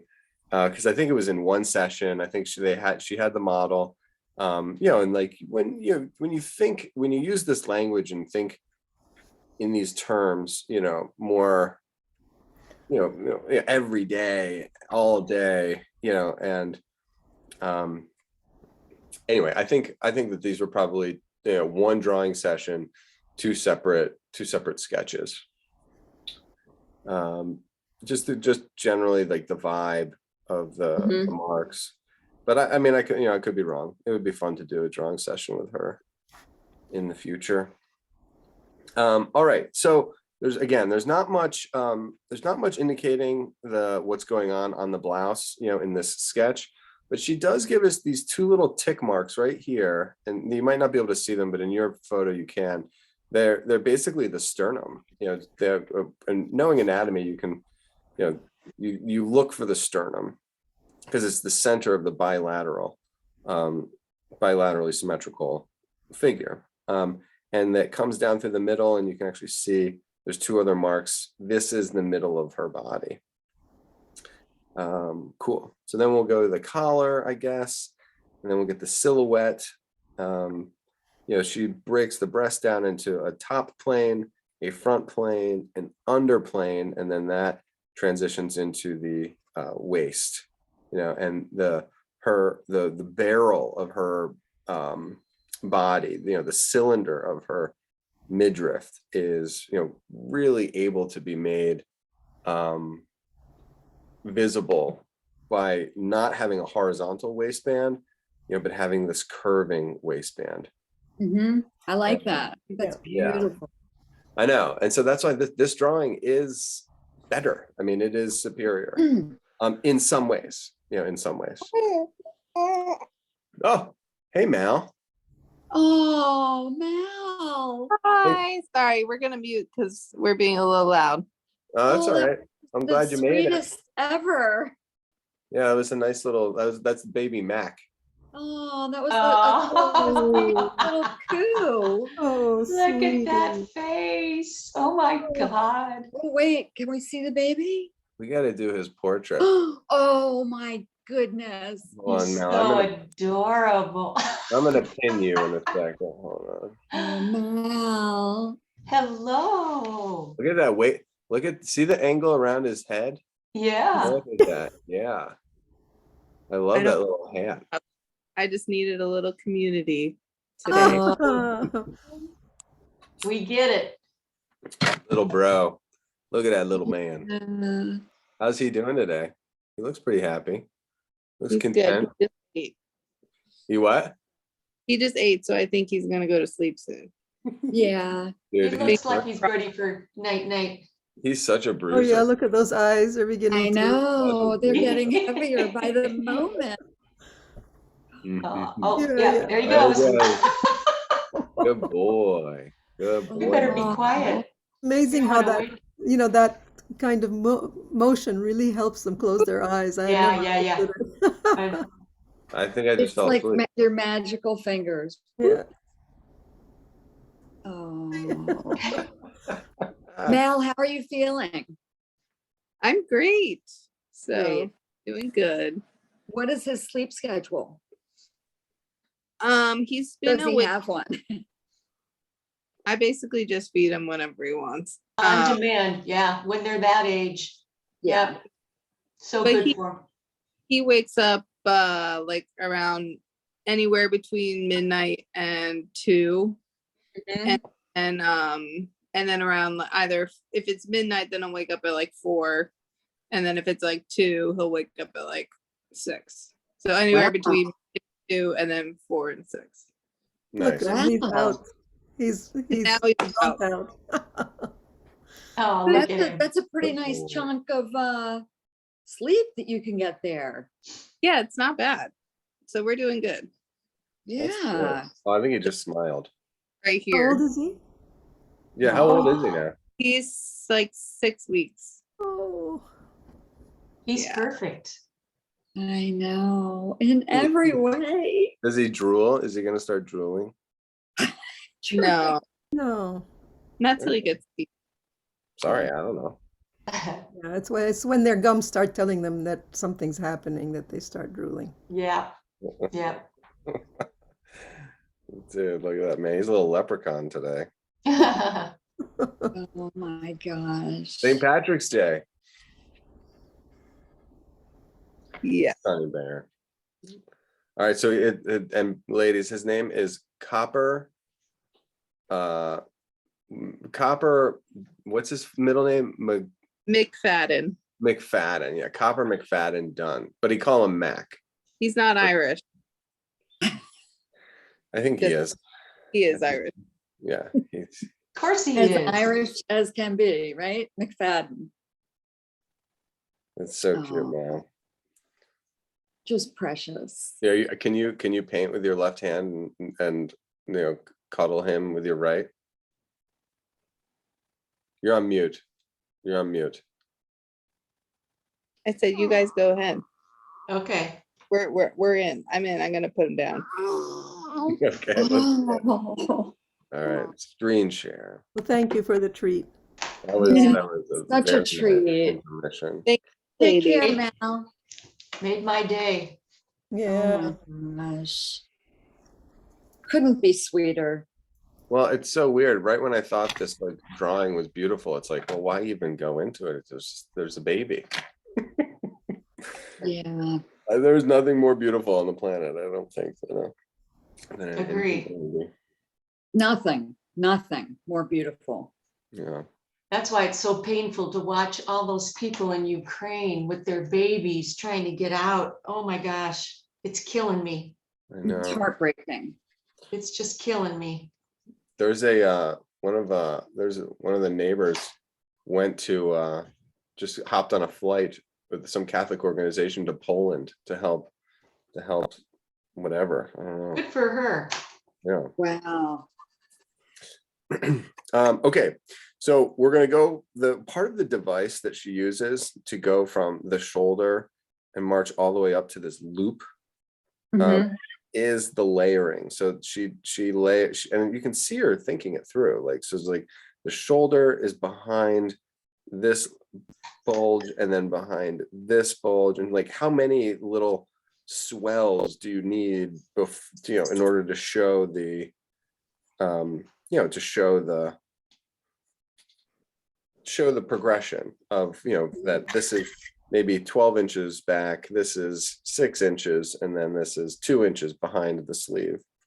Anyway, it's kind of So I know that's the proper anatomy, but to me, that Mhm. shoulder reads in a very awkward way. I agree. No, I agree. And I think by really doing up the arm with all these details and all these dark lines, she quiets all of this. I mean, look how way too big this arm is Yeah. there compared to the size of her torso. Mhm. Anyway, yeah, I mean, so there's this like overlapping this way, and then there's some like rims underneath, and I have already made the marks too dark. These overlappings, they're good. All right, so let me get this disc of the elbow. So this is the top plane of the elbow, and then this new arm. The new arm is a little different. So I got the inside of the elbow, and it's a blocky bottom, and then you get the elbow bone. Then we're going to come up from there. So I am kind of reformulating my initial sketch to fit the new drawing, not the old drawing. So we got the inner rim of that sleeve. Then we're going to get the thickness of that sleeve. This has a twisted rag kind of feel too in the folds. And all of that analysis that I did put into that is so much quieter. I mean, I already have way too many marks. I mean, just because I was excited about the analysis, and I shouldn't have been. I needed to I should have played it cool, but I didn't. See how few marks there are on that sleeve. She has to lighten them because her proportions violate. So whenever you kind of have to, sometimes when you sin boldly, and then other times you want to hide Yeah. your sins, not from the Lord, but from everybody else. And I would think that Rini would be an individual that would do both to the two extremes. She would hide, or it would be out on display for all the world to see. Both extremes. Not shy. Right. Yeah, with these color pencils, oh no, I'm lying. I was just about to say it's really hard to blend with these color pencils, but the new set of color pencils comes with a blender. No No way. way. Yeah. I don't know how well it works. I don't know how well it works. How it works. I lost it. Did I lose it already?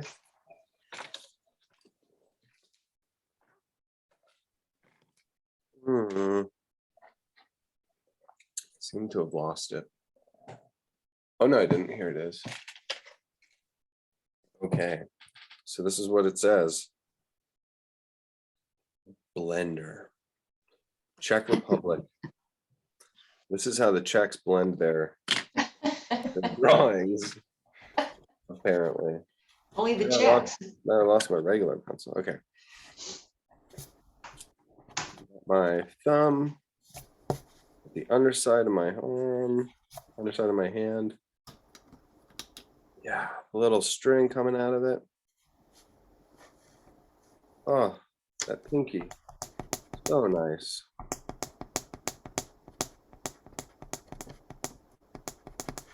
Two, ring finger.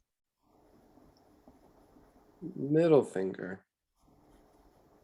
Up, over, and down. Up, over, and then flattens out. Give me a break.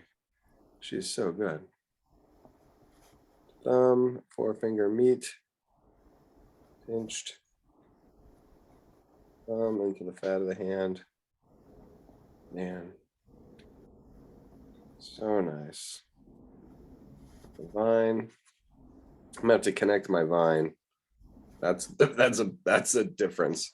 I don't know how this happened, but combining the two drawings, the ratio from this hand to this hand, very steep, where mine is less steep. You know, this arm is a little over to the left. You know, they're just maybe it's because I made this arm so long. That's probably true. Look how long I made that one. Mine's too long. I'm not going to apologize. Me neither. Sorry, I made I'm mine entirely too not sorry. long. Had to really adjust that. But Maybe I just need to make my right one longer. There you go. These are all executive decisions.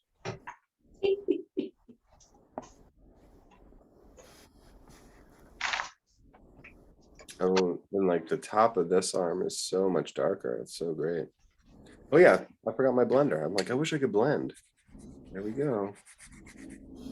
Wow, groovy.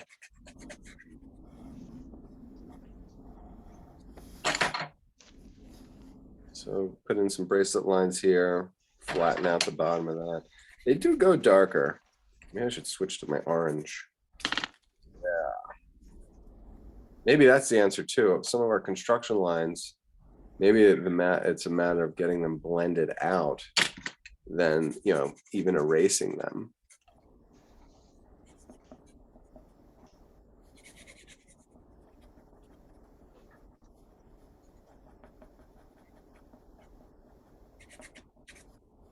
Oh, that's not, is this the thickness of the tree? I don't know. I'm not going to make any background decisions really until we start, until I switch over to the actual painting. I'm gonna get this one out of here. That looks good. Zoom out a little bit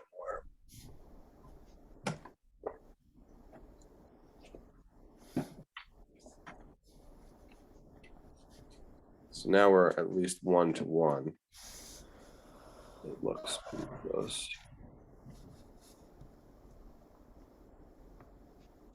Have you ever seen a cherry tree? I had never have.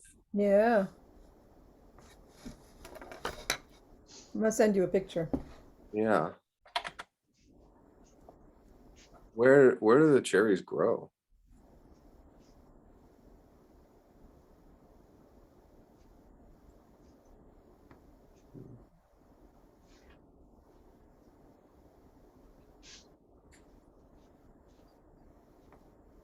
Should I switch to green? Probably should have switched to green.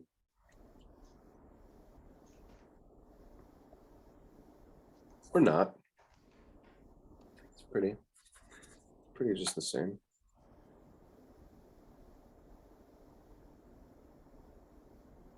Yeah, and the painting's got all these bright red cherries. Yes. I think the whole drawing was worth it just to make the cherries. These little round nubs.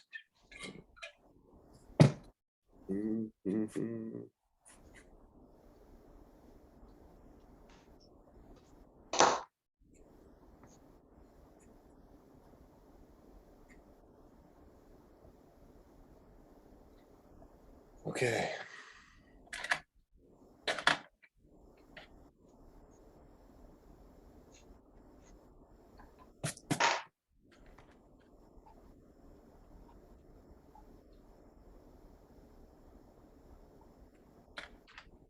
blend it.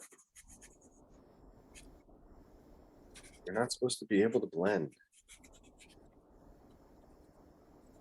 Yeah, that face looks better. Yeah, when you blend it, it definitely darkens things up, works it into the cracks of the paper, which is fine. It's changing, it changes the look a little bit though. Yeah, so the sleeve is so light, so she's really pushing as many things as that can go dark around it. Like this little branch here.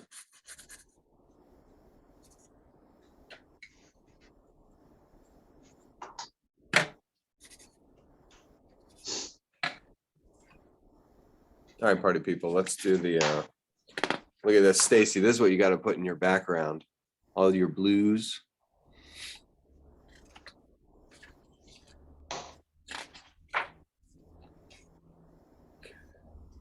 Mel, I think you'll like And this that one. background is, you mean all the color? Yeah. Yeah, Wow. that would be a project. Yes, I mean, that it would would be- it'd be be a a- project. It'd be a whole nother class. There's no doubt. Wow.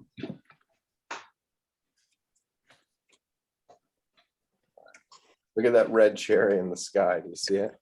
Yeah, right above her head. Yeah, look at that one. Wow. Right above her head. Trevor, can you lower your picture so we can see your head, the head of your what?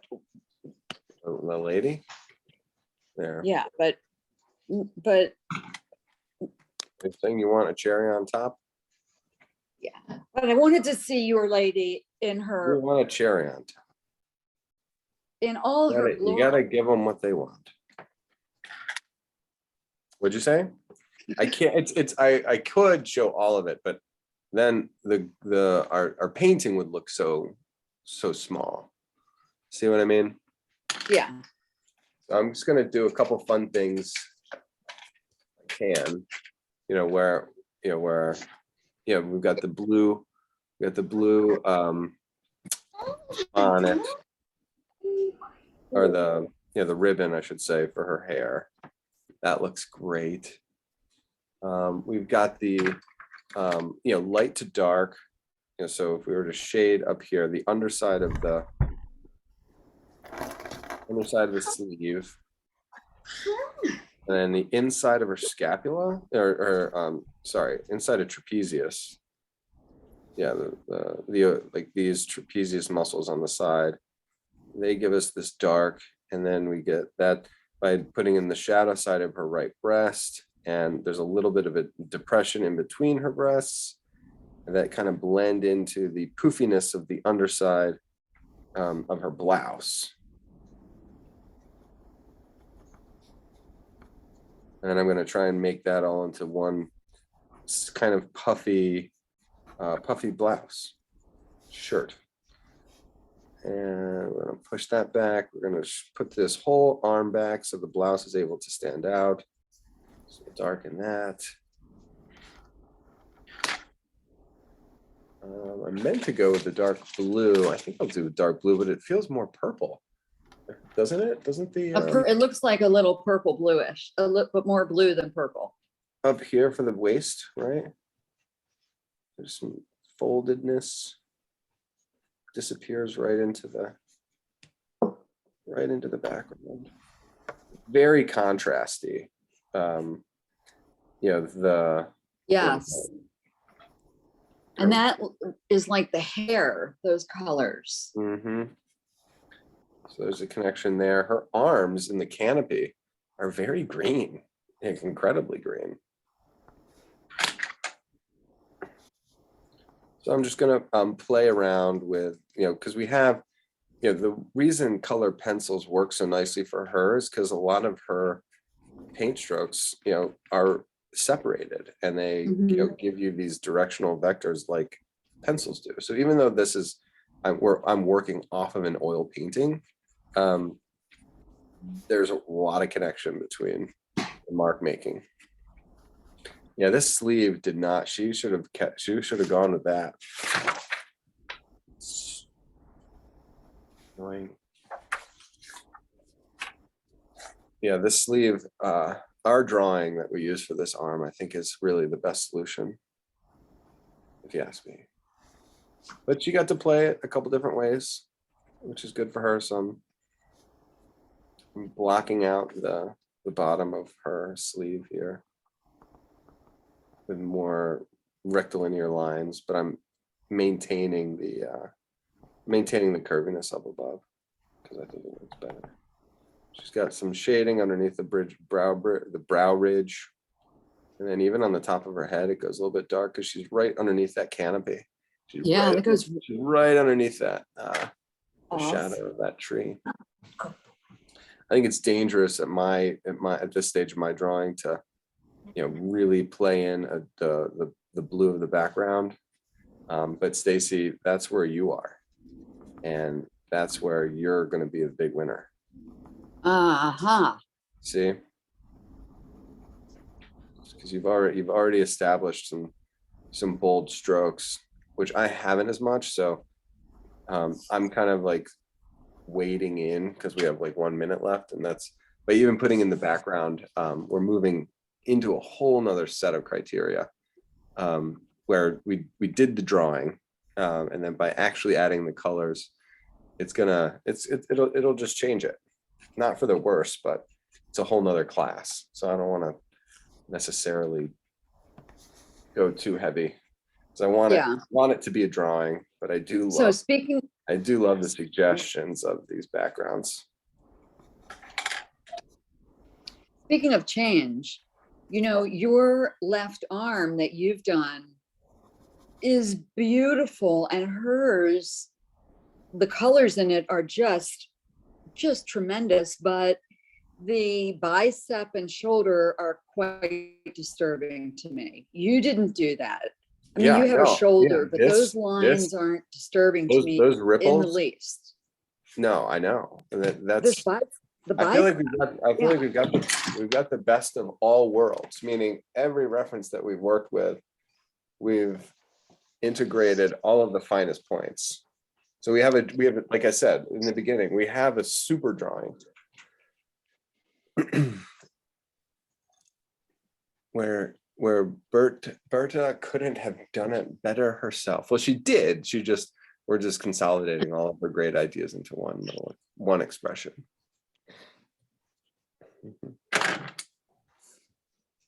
And this is the luxury of hindsight.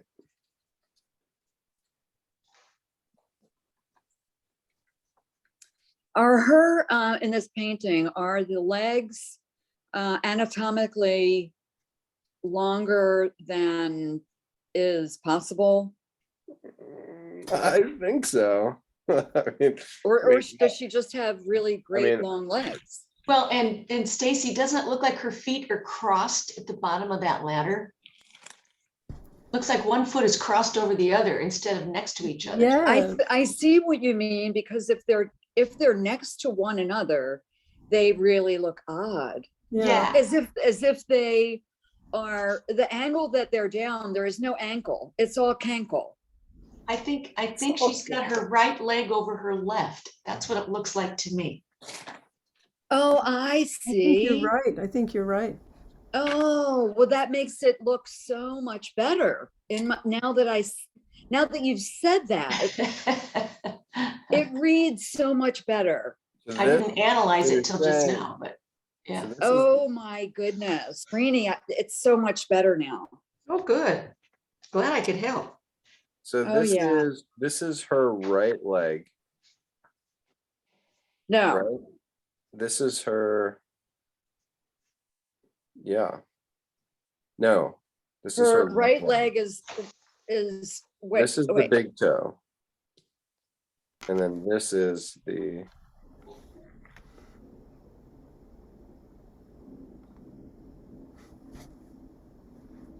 left heel, big toe. So she is, no, that wouldn't be right. I think she's Oh, crossing. no, it would be, yeah. And Which then is not very safe this one on a is ladder. crossing over here.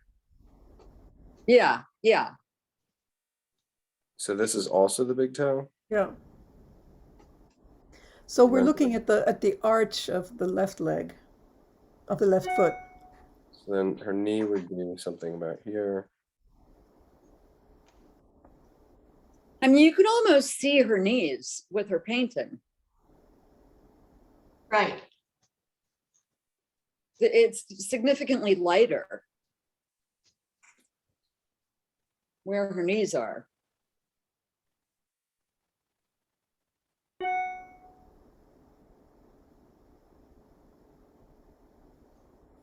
Yeah, that's exactly what she's doing. Now that you do that, it makes so much sense.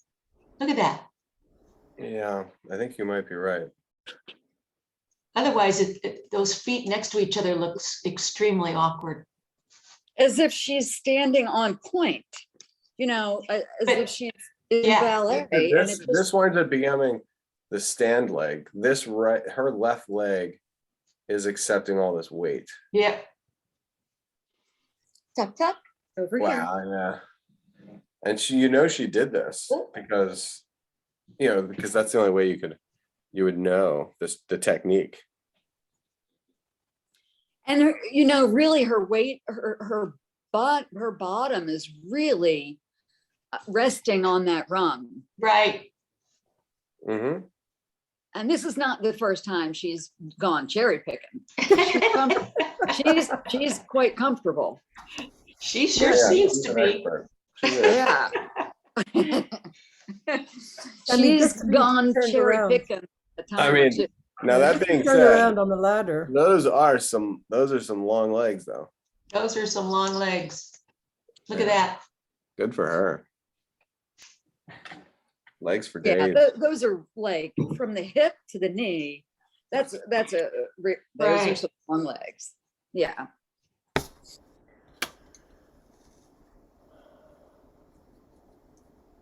Cool. All right, y'all. I got to go to the gymnasium. Okay. Thank you, Trevor. You're welcome. Yeah. If you can send me some pic. Can we see how everybody finished out? I think we Mine doesn't look much I think different. we all deserve it. Let's see it. All right, stop the share. Adele, I'm gonna have you pinned first. All right. Oh, Adele, that's really good. Yeah, Nice proportions. it's really nice. Yeah. Very, Nice. very delicate. It's Right. it's got all the right vibes. Beautiful color. Great handling. I just kept going back and forth from both Thank pictures. you. All right, let me replace that one. Replace the pin. Yes, cool. Rini. Oh, you're up, Rini. She's so pretty. She's so pretty. I think Yeah. It's so different. I The love treatment it. of her eyebrows, darkening those eyebrows make her very more up to date. And I think Yeah. it works. There's the dark notes all over, from the cherries to there's a nice balance of tone. Rini, your work as of late is reading like watercolor. There's a softness to it that Really? is just so I agree. I mean, there's Yeah. like a really well affirmed style that's Mhm. there, with maybe intentional, may not be, but it's surfaced. So that's great. it's like It only ethereal. took me 70 years to do that. That's pretty cool. Well, 70 Grace years, called we- it smoky the other day. I thought that was. It's that was- really, it's very special. Well, you're so sweet to say that. Thank you. You're How many years welcome. How many years have you been taking classes with Mitchell School or with me? I give credit. I give Trevor all the credit. Okay, he's got to go. I'll You know see how guys. long? No, Stacy, show yours again. So I really didn't add I found. much Sorry, I was anything. panicking. I was panicking because I Yeah, forgot. show it. I want to see it. Yeah, I want to get a good look at it too. Well, I don't know that I added more except for Yes, a you little did. blue You added so much more. Stop. Let's see it. and a little bit of draping Wow. yeah. that was Oh. added. Yeah. That's so great. Really I feel great. very Victorian, very Gibson girl. I feel love like the a Gibson color. girl. Mal, did you do it? No, Okay, I- I'm sorry. I I should have have. I didn't That's send a you the girl. content. Oh, Mal, hold that up, please. Again. Oh, hold on. No. Way too fast. I'm Happy St. too Patrick's Day. slow. Thank you. Gee. So Mallory, doing having I a Sunday. I'm 100% Aw. Irish. I'm 100% Irish. We Love even did the DNA testing and it came out 98 point something. Oh, wow. So, Wow. I mean, nobody's 100% anything, but Yeah. that's just how we were raised. St. Patrick's Day is a national holiday at my house. Oh, that's that. great. Kristen and I went and had dinner last night at the Emerald Tavern out on Harford You Road. did, you went. We went to it. Yeah, one of my students, he plays. He's like a retired musician from New York, and he's like was big time playing for the Met and all these. He's classically trained, and he picked up the bass. When he say picked up, he literally picked up the bass for the first time like 3 months ago, and now he's already playing in a band. And Wow. yeah, he's just like this brilliant musician, and his brother So- takes classes with me Where's the Emerald Tavern? on Harford Road up in Parkville. Oh, okay. Nice. Yeah, and it's like Irish themed. So they called it their St. Patrick's Day headquarters, Baltimore's St. Patrick's Day headquarters. I would I would make sure that you got more than just the COVID vaccine. You gotta get all your shots to go in there. Yeah. Well, I come from Omaha and you cannot believe how they celebrate St. Patrick's Day in Omaha. So when Cool. I moved here, I was kind of disappointed that there wasn't a lot going on. Yeah, you gotta. I haven't really. I have a friend whose birthday is on St. Patrick's Day, so I always go to his party and Yeah. go down to Canton, and I find that Baltimore does a pretty good job. Yeah. There are a couple of. Judging from how I very, feel the next day, they celebrate pretty hard. Anyway, that was fun. Happy St. Patrick's Day, everybody. Thanks, you guys too. Bye-bye. See you next week. Be Oh, happy bye. and be green.